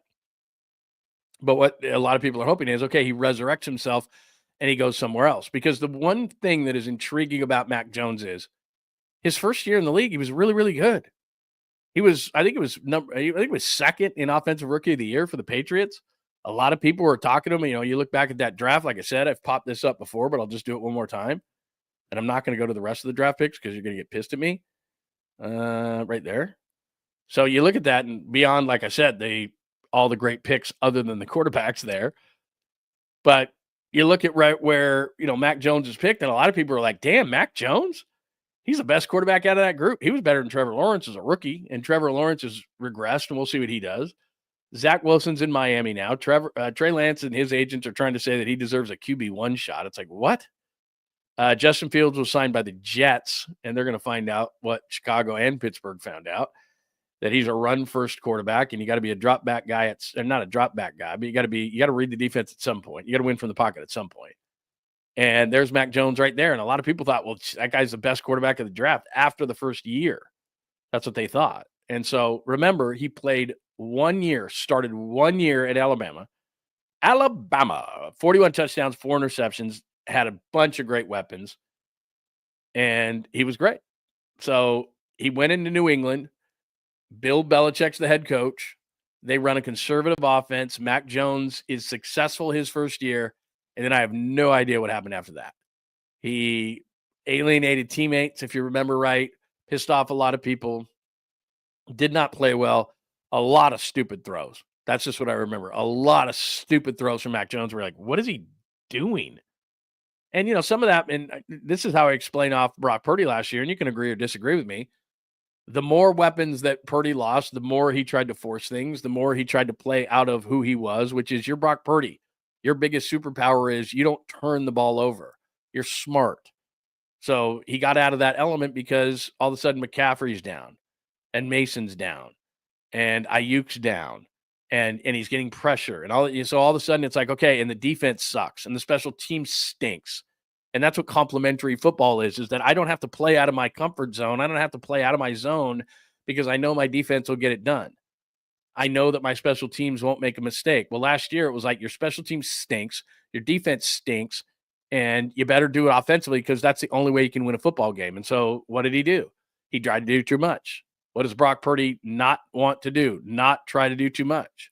So he played out of himself. So the only comp I have for Mac Jones and not knowing the situation intricately because it was in New England was that, to me, they lacked weapons, and they have for a long time now there. And Mac Jones just tried to do too much, and he wasn't capable of doing that. So will he come into San Francisco with the type of weapons when they're healthy? Ayuk when he's healthy, McCaffrey when he's healthy, George Kittle, all these kind of things, assuming they fix the offensive line to an acceptable level, then there's Mac Jones, and maybe he can be successful. I'm not saying he's going to take over for Brock Purdy. Don't misconstrue what I'm saying. I'm not saying that. Brock Purdy deserves the credit that he's gotten. And like I said, Dan Orlovsky, and I'll go back and find this. I should have found this before the show. I apologize. I should have this. But Dan Orlovsky said at one point, I don't remember in the point of his career he said that. It might have been early in Mac Jones' career. It might have been like his second year when he started to struggle. But Orlovsky said at one point, if Mac Jones was in San Francisco, he could do what Brock Purdy is doing. And I was like, I don't think so. I mean, you got to give Brock Purdy some credit. Come on. But I always say this too. When Sam Darnold came into San Francisco and I went to training camp, and I was never a Sam Darnold guy because he never processed it. And I saw it early in training camp where he was struggling processing, and I was like, this is still Sam Darnold. Don't like it. But then you could see how he ripped the ball, and you're like, okay, I see why he was the third pick in the draft. Mentally, he struggles sometimes and doesn't see it. But I could see why he was the third pick in the draft, because he can rip it, and he's an athlete. Now, Mac Jones, I don't know if he's that. But there had to be a reason why people thought he could be a really good quarterback, because he was taken 15th overall. So with Justin Fields, for example, I just don't think Justin Fields is ever going to see it. I think he's an amazing athlete, and his entire life he's relied on being an athlete. So he never had to learn the position. But Mac Jones has never been that type of an athlete. So in the back of my mind, I'm thinking to myself, okay, what went wrong? Because he's had to be a read, go through the reads, go through the progressions type of guy. Now at Alabama, he had so much damn talent on the 2021 team that maybe he could just distribute the football, and his job was really easy, because 41 touchdowns and 4 interceptions in the SEC, that's something. I think for his career, Mac Jones was, I'm doing this off the top of my head, so I could be wrong. So somebody tell me if I'm wrong here. It's something like 56 touchdowns and 7 interceptions in his career at Alabama. It's something like that. But again, if you go look at the guys he was throwing to, they're 10 yards beyond guys on deep balls. They're running crossing routes with nobody even near them, and then they got a ton of speed to score. And so it's not exactly fair too. But I think it's something like 56 and 7 was the ratio, touchdown interception ratio. And I know his last year there, the only year that he started, he was 41 touchdowns and 4 interceptions. So there's intrigue. It just doesn't mean that he's not competition.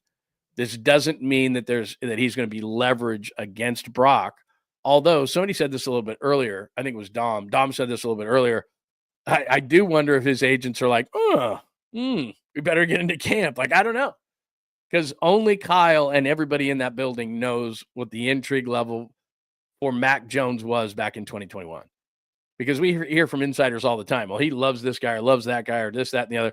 And it's like, well, if Kyle would have loved him, he would have taken him. He didn't. Right? I mean, it's, and there is rumors that, Jed was like, we're not taking that dude that we saw in the locker room with the cigar in his mouth, the fat guy, that guy. Like, the guy was like, kind of like what I am right now, because it's winter. I'll get this off, but it's winter. But like that guy, no. We didn't trade 2 first-round picks to go up to 3 to take the guy that had the cigar in his mouth and the big belly. We're not taking that guy. We're taking an athletic guy. We're taking an upside guy. We're going to win the press conference. I mean, that's what it is. You want to win the press conference, take Trey Lance or Justin Fields. So, look, I don't know what the guy is, but we'll see. So there you go. All right, we've covered a lot of stuff. I got to get to spring training a little bit too, and I haven't gotten to it, but I got something for you on spring training. I just want to make sure that we don't have anything in regards to the Warriors or Mac Jones or Niners-related offseason.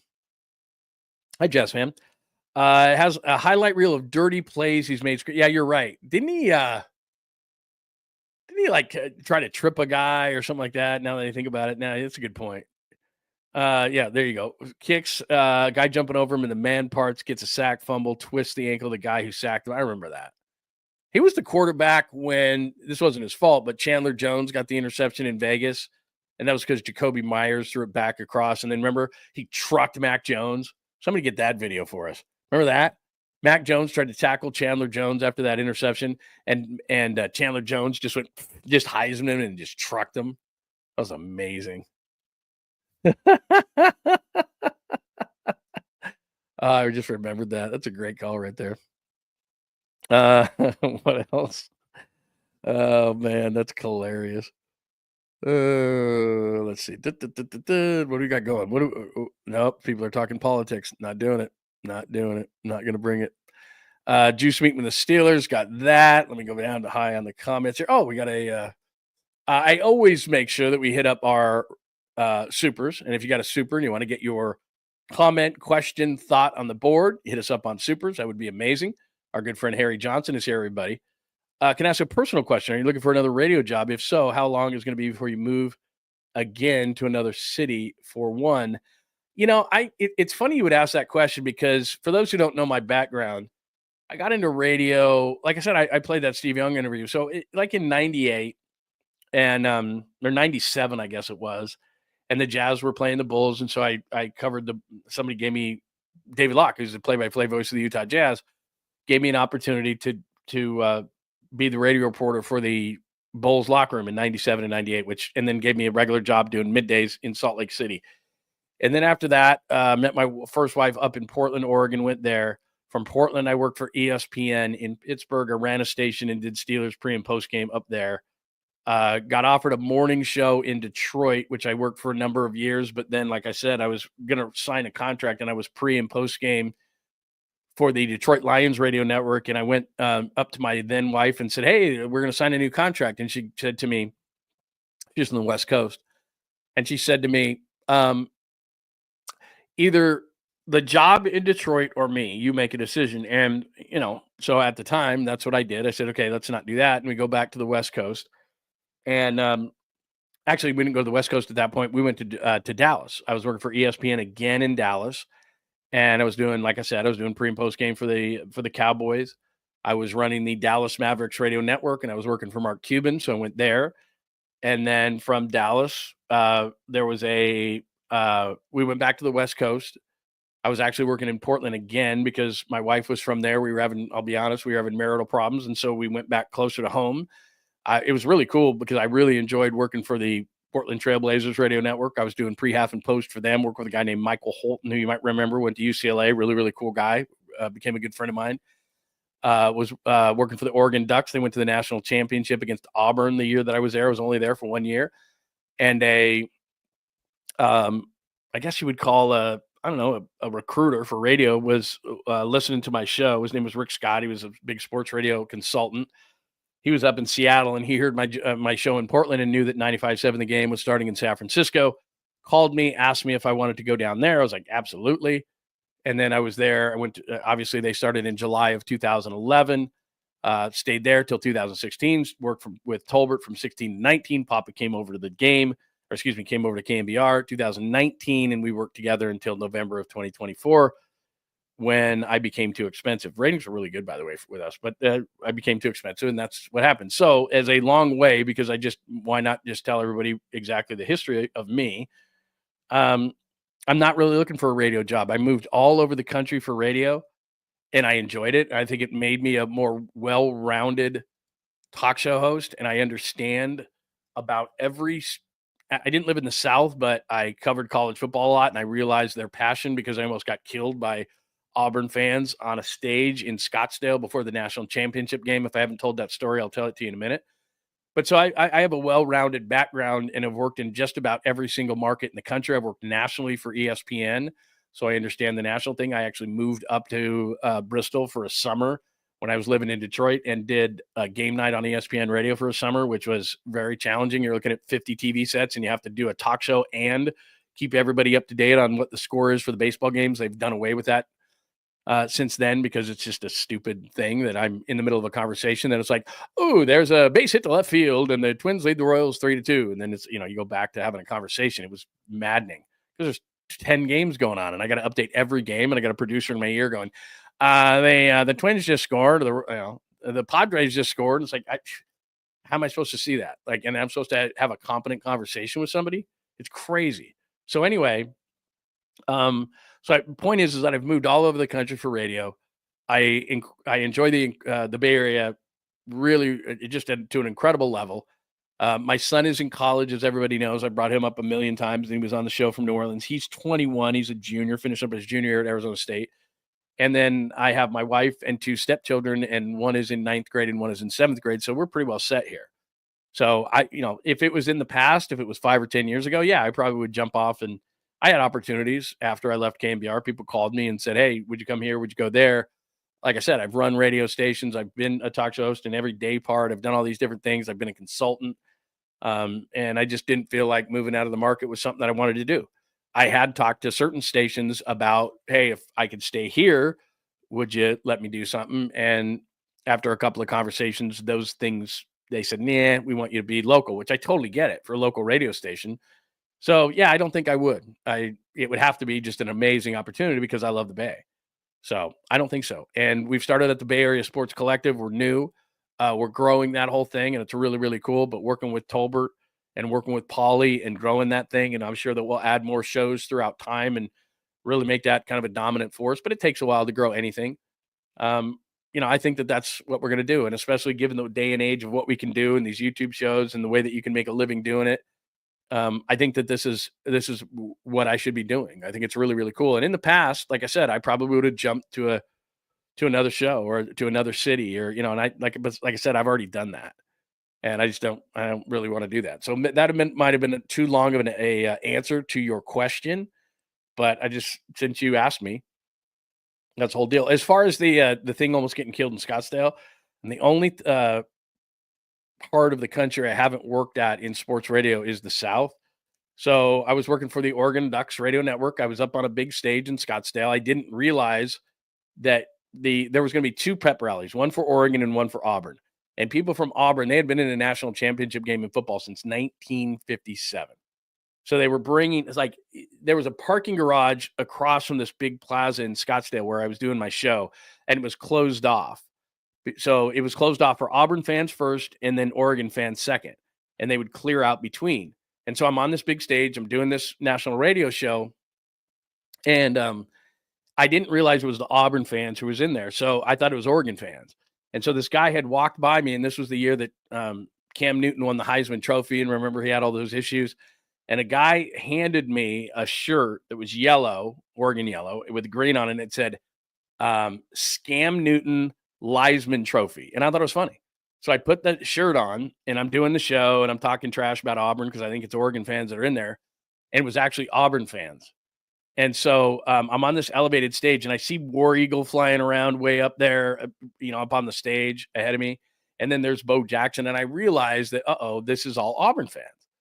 And they're hanging off parking garages. I mean, they had flown so many people in because they hadn't been in this game so long. There was a lot of people who just wanted to be in Arizona, in Scottsdale for the national championship game. Again, this is like 2010. I forgot the final score, but like LaMichael James, as we know, ill-fated, was on Oregon, and they had all sorts of guys. And, Auburn was Cam Newton, all that kind of stuff. So anyway, long story short is I'm talking trash about them. And this guy comes up to me. There was this group of young guys, shirts off, is hot in Arizona, whatever, had gathered around the stage. And I was kind of laughing. I was oblivious. I'm doing my show, got the headphones on. I'm not really thinking about what's going on around me. And I go to a break, and this older guy, Southern gentleman, comes up to me and he says, "Boy, these boys right here are fixing to bum rush your stage, and you're going to be going down here in a minute if you don't change your tune." And I said, "What are you talking about?" He says, "You're talking trash about the Auburn Tigers, and these boys, they've been drinking a bit, and they're not too happy about it." And I was kind of like, whatever. Yeah. Blow the guy off. Go back on the stage. And I kind of toned it down a little bit as I'm watching these guys and I'm doing my show. And he's right. Like, these guys are getting pissed and they're boiling and they're drinking and everything else. And I'm talking trash about Cam Newton and about Auburn and about the SEC because I'm a West Coast guy. And all of a sudden these guys are thinking they're going to crash this stage. Well, I look around because they had security. ESPN had security up there on either side of me. And for some reason, these guys leave. And so I go, I tone it down a little bit, whatever. And there's more and more of a crowd coming around. And I go to the producer who was, running my board at the time to keep us on the air. And I said, "What happened to our security guys?" "Oh, they went to lunch." I'm like, "What do you mean they went to lunch Went to lunch. And so anyway, I go during the break and I tell these guys, I'm like, hey, it's cool, man. Like, we're just having some fun. You understand that? And they really didn't understand that. And they weren't real happy about it. But I said, yeah, it's just a bit. You understand? And they're like, no, we don't understand. So anyway, I quit doing that because I thought these guys are going to crash the stage. My overall point in saying that is because I hadn't worked in the South and I understood their passion for college football, but I certainly learned it on that day that they don't mess around. Like, this is religion. This is God and football, or football and God, whatever, probably in the football and God order, not so much in the God and football order. And so I toned it down because these guys were going to crash this stage, and there's all this equipment on this stage and everything, and this thing's going down. And like I said, it wasn't like I'm on this, 50-foot stage, but it was probably, I don't know, 10, 12 feet. I mean, it's a fairly high stage. And if these guys wreck this stage, I'm going down and it's probably not going to feel good. And we're talking broken bones, and yeah, that wouldn't have been a good thing. So I toned it down, and I learned on that day that you probably don't mess around with SEC football. That was kind of my whole thing. So there you go. Long answer to your personal question, which I'm more than glad to answer any personal questions. And thank you for the super. More supers. Let's see. For some reason, this thing's starting to give me some more trouble. One more super. Don't leave the Bay. Thanks for coming on PMP last night. Yeah, it was awesome, man. Coming on with Paulie and with Tony. I've known those guys for so long, and you were in there for a while, Dom. It was so cool to just be able to connect. And as I told those guys last night, the only thing I miss about KNBR is the camaraderie that we would all have. And I would walk in there at about 9:59, and he and Murph were going to break. And as we said last night, they had thrown us in this studio that was probably half the size of our normal studio. And I had to kind of finagle my way around Murph and finagle my way around Mac. And Murph would zip out of there because that was the seat I would sit in. And so then I would clear his coffee and all these different things, and the music's running. And I would start talking to Paulie, and we would talk for like a minute. And then the guys in the studio would always be waving at me going, go, go, go. The music's running out, go. And I'm like, hey, yeah, hold on, man. I'm talking to Paulie. Because that was the only time I'd get a chance to talk to him. So, yeah, it was cool. I just missed the camaraderie. I don't miss anything about anything else, just that. And so it was really cool to be on with those guys. And I think we're going to be doing, and it's crazy to say this, but opening day is coming up really shortly. So we're going to be doing I know they're going to be doing a live thing. So I'm going to jump down there, and I know Tolbert is too. And if you're just jumping into the show today, obviously we love it if you would please continue to subscribe. And the community is growing, and we're over 4,000. And it's really, really cool. But John Lund Unleashed on YouTube and Bay Area Sports Collective on YouTube. So I was on with Tommy yesterday, who's going to have Steve Young on today, or they're going to run the Steve Young interview today. So if you go to Bay Area Sports Collective, Tom's interview, I'm on now. I know that Paulie and Tony come on at 11. So make sure that you stay with us, and we'll be adding shows and all sorts of cool stuff. Plus, I know this for a fact, like during Giant season, I'm going to go down to the yard, get some interviews with guys. So we'll have everything Bay Area sports for you at Bay Area Sports Collective. And thank you, Dom. That was a lot of fun last night. Let's go to Skills. What's up, Skills? This is the best. All right. So if you're new to the show, part of the greatness of the show is our community that we've built. And Skills has these dreams, and it gives us the supers and tells us exactly what happened. So I don't know. I'm not a doctor. I would love it. Is there a doctor in the house? Like, I know, for example, I was texting with Jeff, and I need you to do this for me. John at johnlundradio.com is my email. And if you hit me up, if you have a certain area of expertise, and you might think that it's small or doesn't matter, but it does. Like, I always, every time I've had a radio show, I always wanted to make sure that I built a wall of experts who knew, who were versed in something. I don't even care what it is. You could be a woodworker. You could be a cow milker. I mean, I don't care. But so then Jeff told me he was a retired police officer for 28 years in Oakland. So I'm like, anytime we need some sort of a reference to something that's legal and police related, he's our guy, right? So I need to build that. So anyway, with Skills, it's like he has these dreams and they're just so wild. So anyway, you say, one time I tried to hide in a courthouse, remove my belt for the metal detectors, and my pants fell down. Sorry. I thought this was going to be a dream. So there, I set it up as a dream. So one time he tried to hide in a courthouse, remove my belt for metal detectors, my pants fell down. Not a dream, just sharing for no reason. What? I got about 20 questions here. So why were you hiding in the courthouse? Like, did you do something wrong and you were trying to hide there or something like that? Did you want to sleep there that night? Not a dream. amazing. But he does. His skills comes up with dreams that are just like, I don't even know.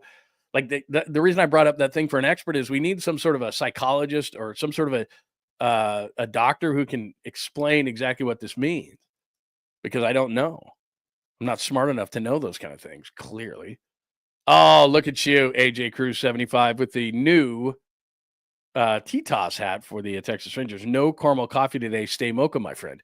Yeah, so that's a story of we and my wife has not brought caramel coffee into the house, the devilish caramel coffee, for about, I don't know, she bought a pack of caramel coffee, and I tried it. It was awful. Just awful coffee. And then what happened was we were cleaning up all our coffee area in our house, and she poured it into like a jar, so I didn't know it was the caramel coffee. It was out of the bag.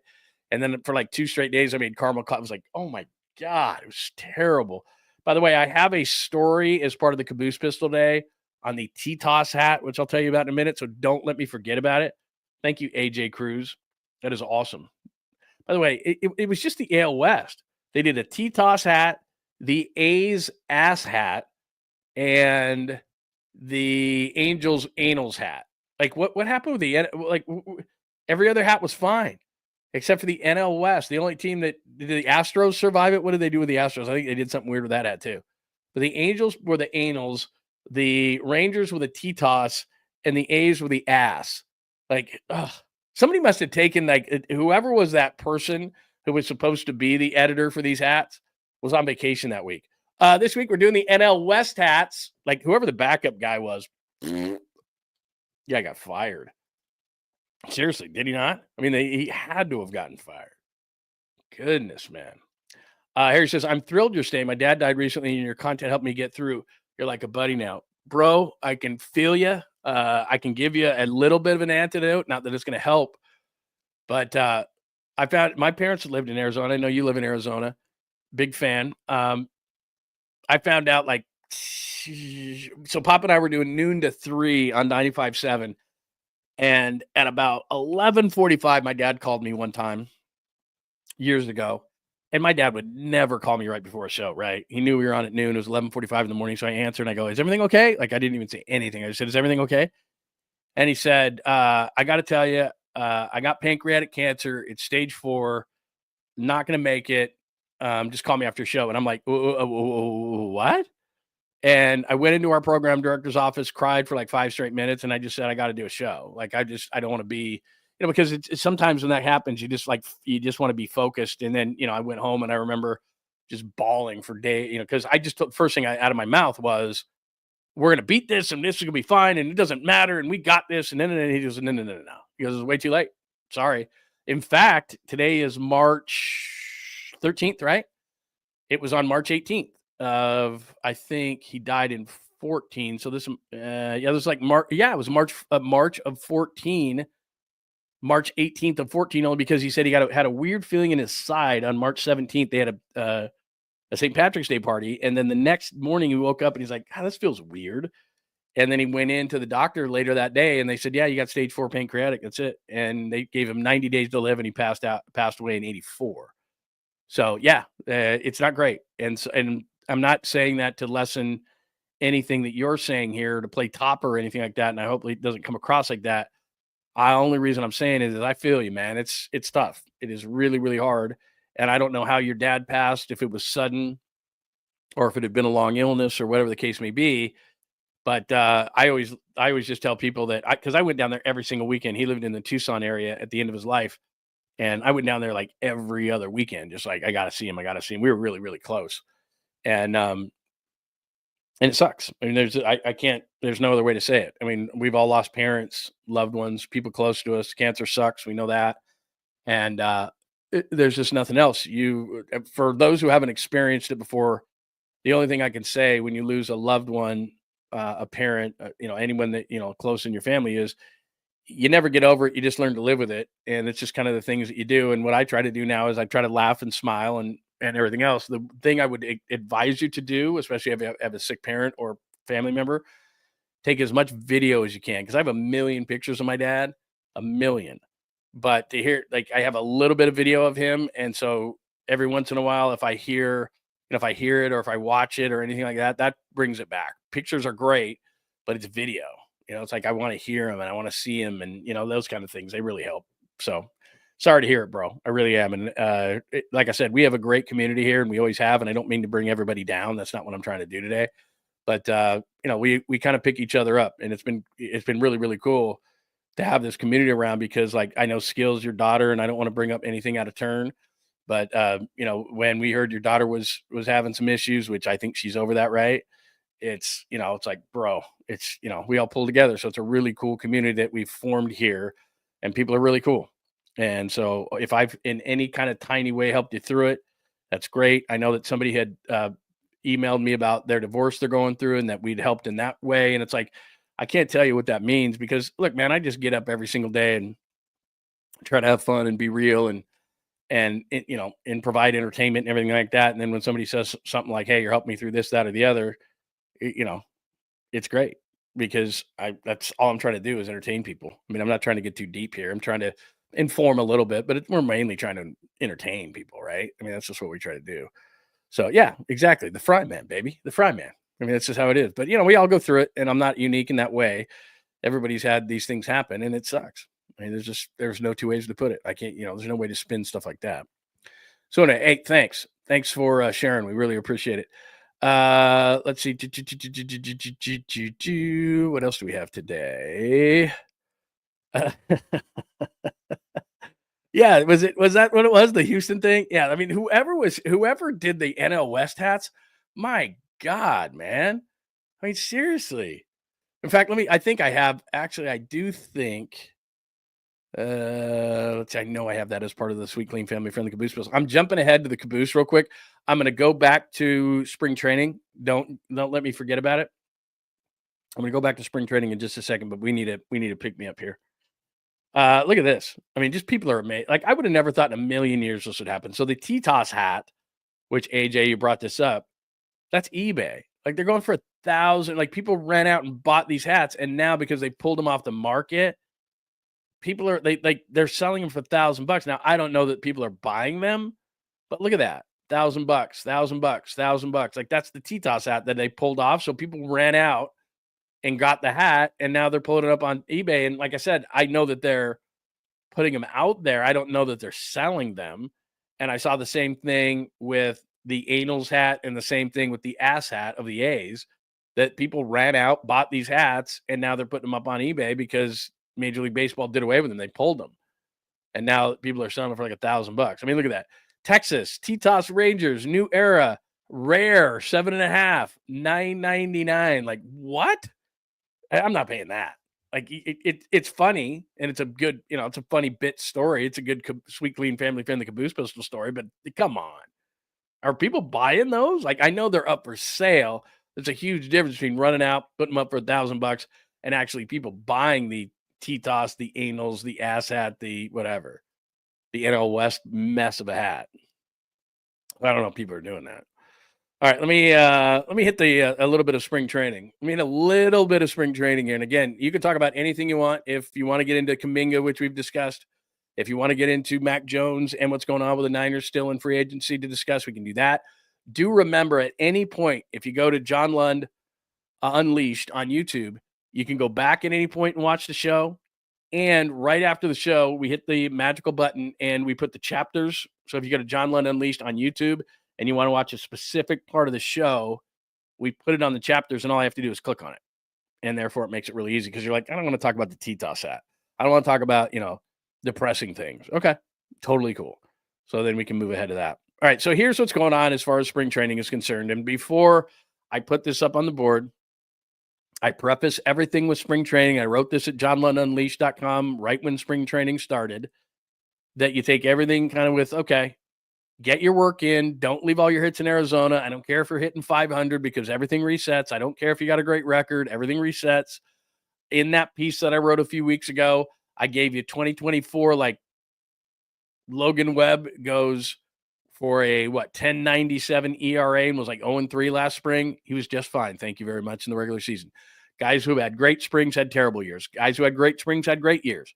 Guys who had great years. Like, it runs the gamut. Spring training means nothing outside of the Yankees lost Garrett Cole. So you lose a Garrett Cole to TJ surgery or something like that, that's totally different. You have an injury, like you want a guy to just be just fine. Just get your work in, get to the dugout. Get your work in, get to the dugout. I like what Verlander has done. He's throwing 96, 97. That means something. But as long as he doesn't get hurt, and as long as Luis Matos doesn't leave all his hits in Arizona, which guys have done, it really doesn't do anything for me. But there's a buzz around the Giants right now for this very reason. They are 13-3 right there, leading the Cactus League. There are the Dodgers. There are the Royals. I'm not concerned if I'm a Padres fan that I'm 6-13 or 5-13 at the bottom of that whole thing. I'm not worried about it. So there you go. A's are 10-9. So whatever. But some people are like, whoa, look at the Giants. They're 13-3. All right, we'll see. But so there's one reason they're optimistic. And then this is the main thing. And I know there's some pitching and everything else, but I don't know. It just seems like this has gone on forever and ever and ever, but it hasn't. But there's Luis Matos at the top, right? Luis Matos, a home run, 9 RBIs, hitting 359, OPS 846, nice numbers. And everyone's like, oh, Matos, this is his year. We'll see. Encarnacion has been another guy that a lot of people have talked about, a home run, 13 RBIs, playing really well. Casey Schmidt, could this be Casey's year finally? Casey Schmidt's playing really well. So anyway, everybody looks at these numbers. They look at the standings of the Giants. They look at the numbers of some of these guys. Matos is a guy that is incredibly intriguing to all Giants fans. Encarnacion, I've seen a million of his highlights this year. Big dude, no question about it. But to me, these things mean nothing. I saw Luis. The thing is, we should have learned our lesson last year when Matos, was that last year that Matos had the incredible week and was player of the week, and then like 10 days later was in the minors? He's an incredibly streaky player. I would love for him to be the regular right fielder because I like Mike Yastrzemski, but I think Mike Yastrzemski is a fourth outfielder. If Matos was on fire, I'm not anti-Matos. Great. Put Luis Matos in right field. Love it. And Jung-Hoo Lee has looked really good. I mean, he's got a good batting average. You know, he was everybody, like I said, there were so many people who were like, he's great. It's like he had a 641 OPS and he hit 262 last year. He by no means is in the bank, but he's having a good spring. I like it. It's encouraging, but it means nothing. They hit the reset button. It's like you play a video game and your dog walks by and he unplugs it, walks right by and knocks it out. And you're like, oh, and you're almost done with a video game. Got to start over. That's spring training. These stats don't count. Nothing carries over. Guys get hot during a season and cold. So we wouldn't, let's say it was the middle of the season and somebody either got really hot or really cold. That doesn't identify their entire season. I mean, Matos has 39 at bats. Look at that. 39 at bats. Encarnacion has 37 at bats. Like we wouldn't gauge their season based on those 37 or 39 at bats. But for some reason in Arizona, we're like 39 at bats are like 400 at bats, like 10 times that amount. Like, no, it's not true. And I don't know who Matos was up against. I don't know who, even if it was a named pitcher, I don't know what that pitcher was working on. I have no idea. So it means very little to nothing to me of these spring training stats. And then I look at the pitching numbers. Let me move to these. And same kind of a thing here. I saw Verlander. That's the main thing is I saw Verlander throwing like 96, 97 miles an hour. Now, whatever the other numbers look like, I don't care. And like I said, Logan Webb had a 10.97 ERA last spring. 10.97. I think his regular season was like 3.47 ERA, went over 200 innings, did what Logan Webb does. So my annual warning, I guess I got to do it again. It doesn't matter. The numbers don't matter. The stats don't matter. The standings don't matter. Don't get hurt. Get your hacks in. It's getting near the end of spring training. Make sure that there's no arm injury. Like yesterday, as I was watching, or day before, as I was watching Verlander, the only thing I could think of in my mind is, okay, I can see that you're throwing it up there 96, 97. Awesome. I saw he struck out a couple of A's batters with a slider in the dirt. Nasty. Look good. I like it.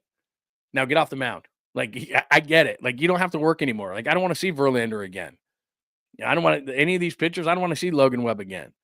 Because the Yankees are sitting there going, damn, we just lost Garrett Cole, our number one starter. Now they got Max Fried and some other guys, but it's like their season has been drastically changed already, and we're not out of spring. Their number one starter down. Like if Logan Webb goes down the rest of spring, oh, we love these guys. Look at the record. Oh, my God. And then Logan Webb gets hurt. Like that's a failed spring. Right now, spring's good.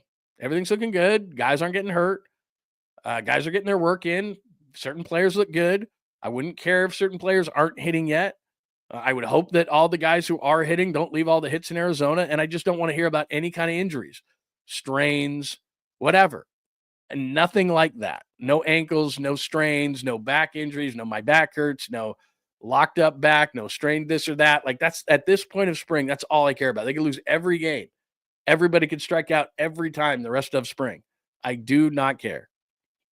So that's how I look at it. But I'm not trying to be down on the whole thing. I think it's cool. You'd rather win than not. You'd rather have Matos hit than not. But until I see Luis Matos, not over a week, which we saw, and he won Player of the Week honors. We've seen how hot he was. What did he get? Like 11 RBIs that week? I think it was like, 2-3 home runs and 11 RBIs? He was ridiculous. Like, every time he came up, it was an RBI or two. It was this guy. And then we were like, oh, he's awesome. And then like a week later, he couldn't even hit. And so then we had to go on the air and we're like, look, the guy's got to go down. And all these people come up, did you see that week he had? And I'm like, yeah. He hasn't had a hit since then. It was like 10 days later. So I still don't know if Luis Matos is a 4A player or can really play. I don't have any idea because spring really doesn't tell me that. And I'm not watching it closely enough to know if he's going up against a guy that's going to be an A-ball or a guy who's going to be an all-star, or even if that guy was an all-star, if that guy was working on something. Like, we've had this conversation, you and I, before. So I don't know. But it would be nice. I mean, I would love it if Luis Matos was real, and I'm not anti-Luis. Like, some people are like, you don't like Matos. I'm like, how would I not like Luis Matos? Like, it doesn't make any difference to me. I like the guy. He's fine. But I haven't seen him consistently be a great player. So in spring, I'm not going to over 39 at-bats when I saw him win Player of the Week honors one time and then fall flat on his face after that. I'm not going to sit there and go, well, clearly he's great after 39 at-bats. That's all. So I like it. I hope he does well. But that's all I'm saying about spring training. What else do we got today? What else? Oh, do remember, I want to hit you with this really quickly on the QR code. That is Bay Area Sports Collective right there. So if you click on that, you don't even have to leave the show and you can subscribe. And that means, what time do we have right now? So it's 12 after 10 Pacific time right now. In about 48 minutes, Paulie and Creative Tony will jump on at 11 o'clock on the Bay Area Sports Collective right here on YouTube. And so you want to make sure you're subscribed to that. And then when Tolbert releases that video of Steve Young and he in the backyard, in the jungle, the mighty jungle. That was bad. In the jungle of Steve Young's backyard, they will release that today and you will be able to see it. This is what it looks like if you weren't with us at the beginning of the show and why I just sang so poorly. Oh, right there. That's Steve and Tommy in the backyard on the Tom Tolbert Show, which you can watch on the Bay Area Sports Collective on YouTube. And they're going to release that at some point today, I'm told. And you want to have your alerts on and you want to be subscribed to the Bay Area Sports Collective so you can hear what Steve has to say. And I'll say this exactly like I said at the beginning of the show. Steve was the one who told us 2 weeks ago, and I don't know who was listening on the Rich Eisen Show, this is what's going to happen with the Niners. They're not overspending. They're pulling back. It's going to be different. Like he said it exactly like it happened on the Rich Eisen Show a couple of weeks ago. We played it for you. So it's not like we didn't know if you listen to Steve. So I'm sure he's got more insight with Tommy. So make sure that you are subscribed to Bay Area Sports Collective. Before we get out of here, and we've just hit the 2-hour mark, and I appreciate you hanging out as always. Let me play this. I know this is, so we already kind of did a Caboose Pistol story with the T-Toss and the hats and all that kind of stuff. But I don't know if you heard about this story. So we played this. I don't even know how long ago this was, but we played this as part of a Caboose Pistol months ago. And it was the story of Mark Gastineau, who confronted Brett Favre at a card show, at a card signing or whatever. And it was in New York. And they did the documentary. You probably saw it. It's a really good one. The New York Sack Exchange, which talked about the New York Jets and Joe Flacco and Mark Gastineau and Marty Lyons and that whole group.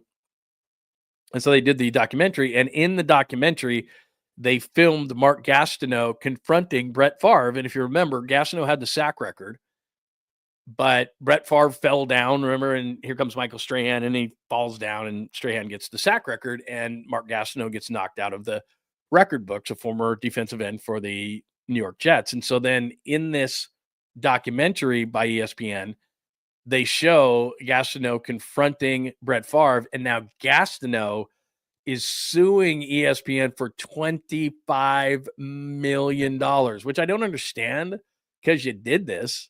So if you did this and you did it in public, why are you suing? Like this is not, they didn't coerce you into do it. They didn't force you to do it. He just seems mentally unstable. And because obviously of the negative backlash that he's gotten from this, he's actually suing ESPN. So if you don't know what this is all about, this was the incident or event in which Gastineau and why he's suing ESPN for $25 million on the documentary New York Sack Exchange, and this awkward exchange with Brett Favre because Favre fell down for Strahan, and it got Strahan the sack record and knocked Gastineau out of the record books. Long time ago, at least I saw you. Right. How you doing? When you fell down for him. I'm going to get my sack back. I'm going to get my sack back, dude. You probably would hurt me. Well, I don't care. You hurt me. You hurt me.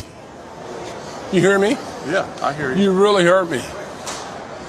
You hurt me, Brett. We got to get back to this, Brett. I'm sorry. the guy, there's like, we gotta get back to this, Brett. Like, let's go. Like, seriously, he's mentally unstable. So I don't know why he's suing. He's suing for defamation, apparently, but it's like, dude, you did that in public. Like, you confronted Brett Favre in a really weird way. And like, Favre's trying to have some fun with it. Like, Favre's like, yeah, man, sorry. Like, I got to get my sack back. He's like, you probably hurt me, dude. Like, no. And he's like, no, dude, I got to get it back. Like, it's like, what?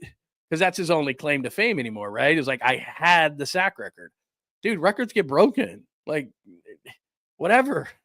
Whether Favre did that or not, I mean, that wasn't his fault. You should have got one more when you're in the Jets. I don't know. But his only claim to fame was, I was the all-time single-season sack leader.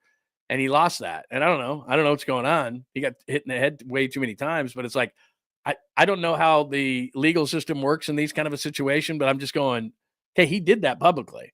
He didn't get coerced into doing it. He was nutty, and they played it back. Like, what he's got to sue over? That was you, dude. They didn't make you do it. I mean, if I was Brett Favre in that whole situation, I'd be looking around like, I mean, the one dude finally did save him at the end. Like, hey, we got to get back, Brett. I was like, where's my, like I said, I didn't get security that one time when I thought I was going to get killed by Auburn fans. Like, where's the security, bro? You can't let this guy walk up on me like that. It's, that's nutty. That is nutty, bro. Man. I'm watching that going, this dude is like, no, I need my sack back, bro. It's like, dude, you got hit a lot. You got way too many times in the head for that one. Anyway, there's that. Anything else that I have today? We already did the T-Toss stuff. We went into spring training. Let me go over the chalkboard again. Episode 87, JK back. Talked about that. He'll return tonight against Sacramento in a very big game. And I'm sitting there looking at the standings, looking ahead. Meanwhile, Kings aren't too far behind. Minnesota's not too far behind, so they got to keep winning. How he fits, I told you, he's got to be mature in this whole situation. The wrong side of the bracket, and it's getting a little better.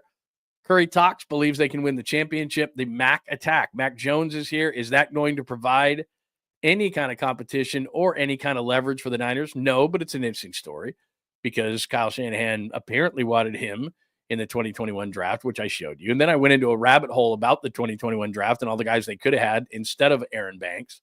Oh, depressing. The 49ers missed out. Dalvin Tomlinson was a guy that was on the market, would have really liked him, but then Arizona overpaid for him. Rodgers stopped. That's all I'm going to say there because that's the last time he's going to be on the board. What does spring training mean? I showed you the standings and the stats. I still don't believe it, that it means a ton. Tolbert and Steve, I showed you the back yard of one Steve Young in the jungle. We will release that at Bay Area Sports Collective at some point today. So make sure that you have your alerts on at Bay Area Sports Collective for that. Random things. We did some because, for example, there was a super in there and I told my life story, my radio life story in there. So I made sure I did that. So we did some randoms today, not huge randoms today, but we normally do more.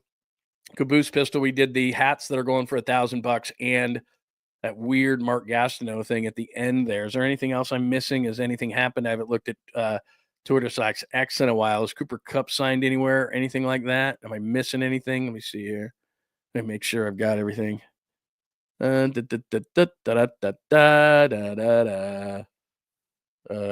no, I don't think so. Okay. Just want to make sure that we didn't miss anything. Yeah, seriously, man. John Holmes, Mark Gastineau has serious issues. Yeah, and that was creepy, man. Like somebody comes up on me like that, I'm like, security, like quickly, security, quickly. God, that is like, whoa, bro. Like that is just nuts. Let's see. Tolbert should have worn a Speedo. That would have been a great idea. They got into the whole. By the way, if you're versed in this, they got into the whole Halloween light thing because Steve is so anti-Halloween light. But Steve, because of those trees he has in the backyard, has to keep his Christmas lights up 12 months a year, but they just turn them off because it's so hard to get up into that tree. But anyway, it's crazy. So anyway, Nate, it is okay that you are late today. It is not a problem whatsoever. If you ever missed the show live, you don't have to see the show live. You can go back to YouTube, go to John Lund Unleashed or Bay Area Sports Collective, and you can watch the show in its full. And what I do in both of those places is I put the chapters up. So right after the show, probably 10 minutes, I download the show, then I put the chapters out, and you can watch whatever you want in whatever order that you want, depending on what is interesting to you. So we did a lot of Niners stuff with Mac Jones, especially. We did a lot on the Warriors and Jonathan Kuminga coming back. We did a little bit on spring training. We did a little bit on the stuff at the end with Mark Gastineau and the Titas hat, and they're going for $1,000. So we did a little bit. So that's all. Anything else going on today? I think that's it. No signings. I didn't miss any signings there. I didn't miss a Cooper Kupp. I thought Cooper Kupp might be signed by this point of the show, but apparently not. Let me double check. Let's see. Juice, what is that? We're meeting with okay, because we already had Juice meeting with the Steelers. We had that. Raheem Morris to the Raiders. We had talked about Raheem maybe to the 49ers, but Raheem Morris goes to Vegas. Raheem, that's a good signing. They need a running back in Vegas. I mean, I bet they draft one too, but that's what I'm talking about as far as free agency is concerned. You don't want to walk into free agency being completely desperate. And the Raiders had no running game last year. So you thought to yourself, if you're the Raiders, like, damn, I got to get myself, running back. And now, I don't know, maybe they'll take the kid out of Boise State, but they don't have to. So that's kind of, Ashton Genty. Maybe they would, like, oh, they got to take Genty. Cooper Kupp got hurt. That's something. And what else? I guess that's it. All right. I don't see anything else as far as signings are concerned. I just wanted to double check. Merton Hanks' birthday is today.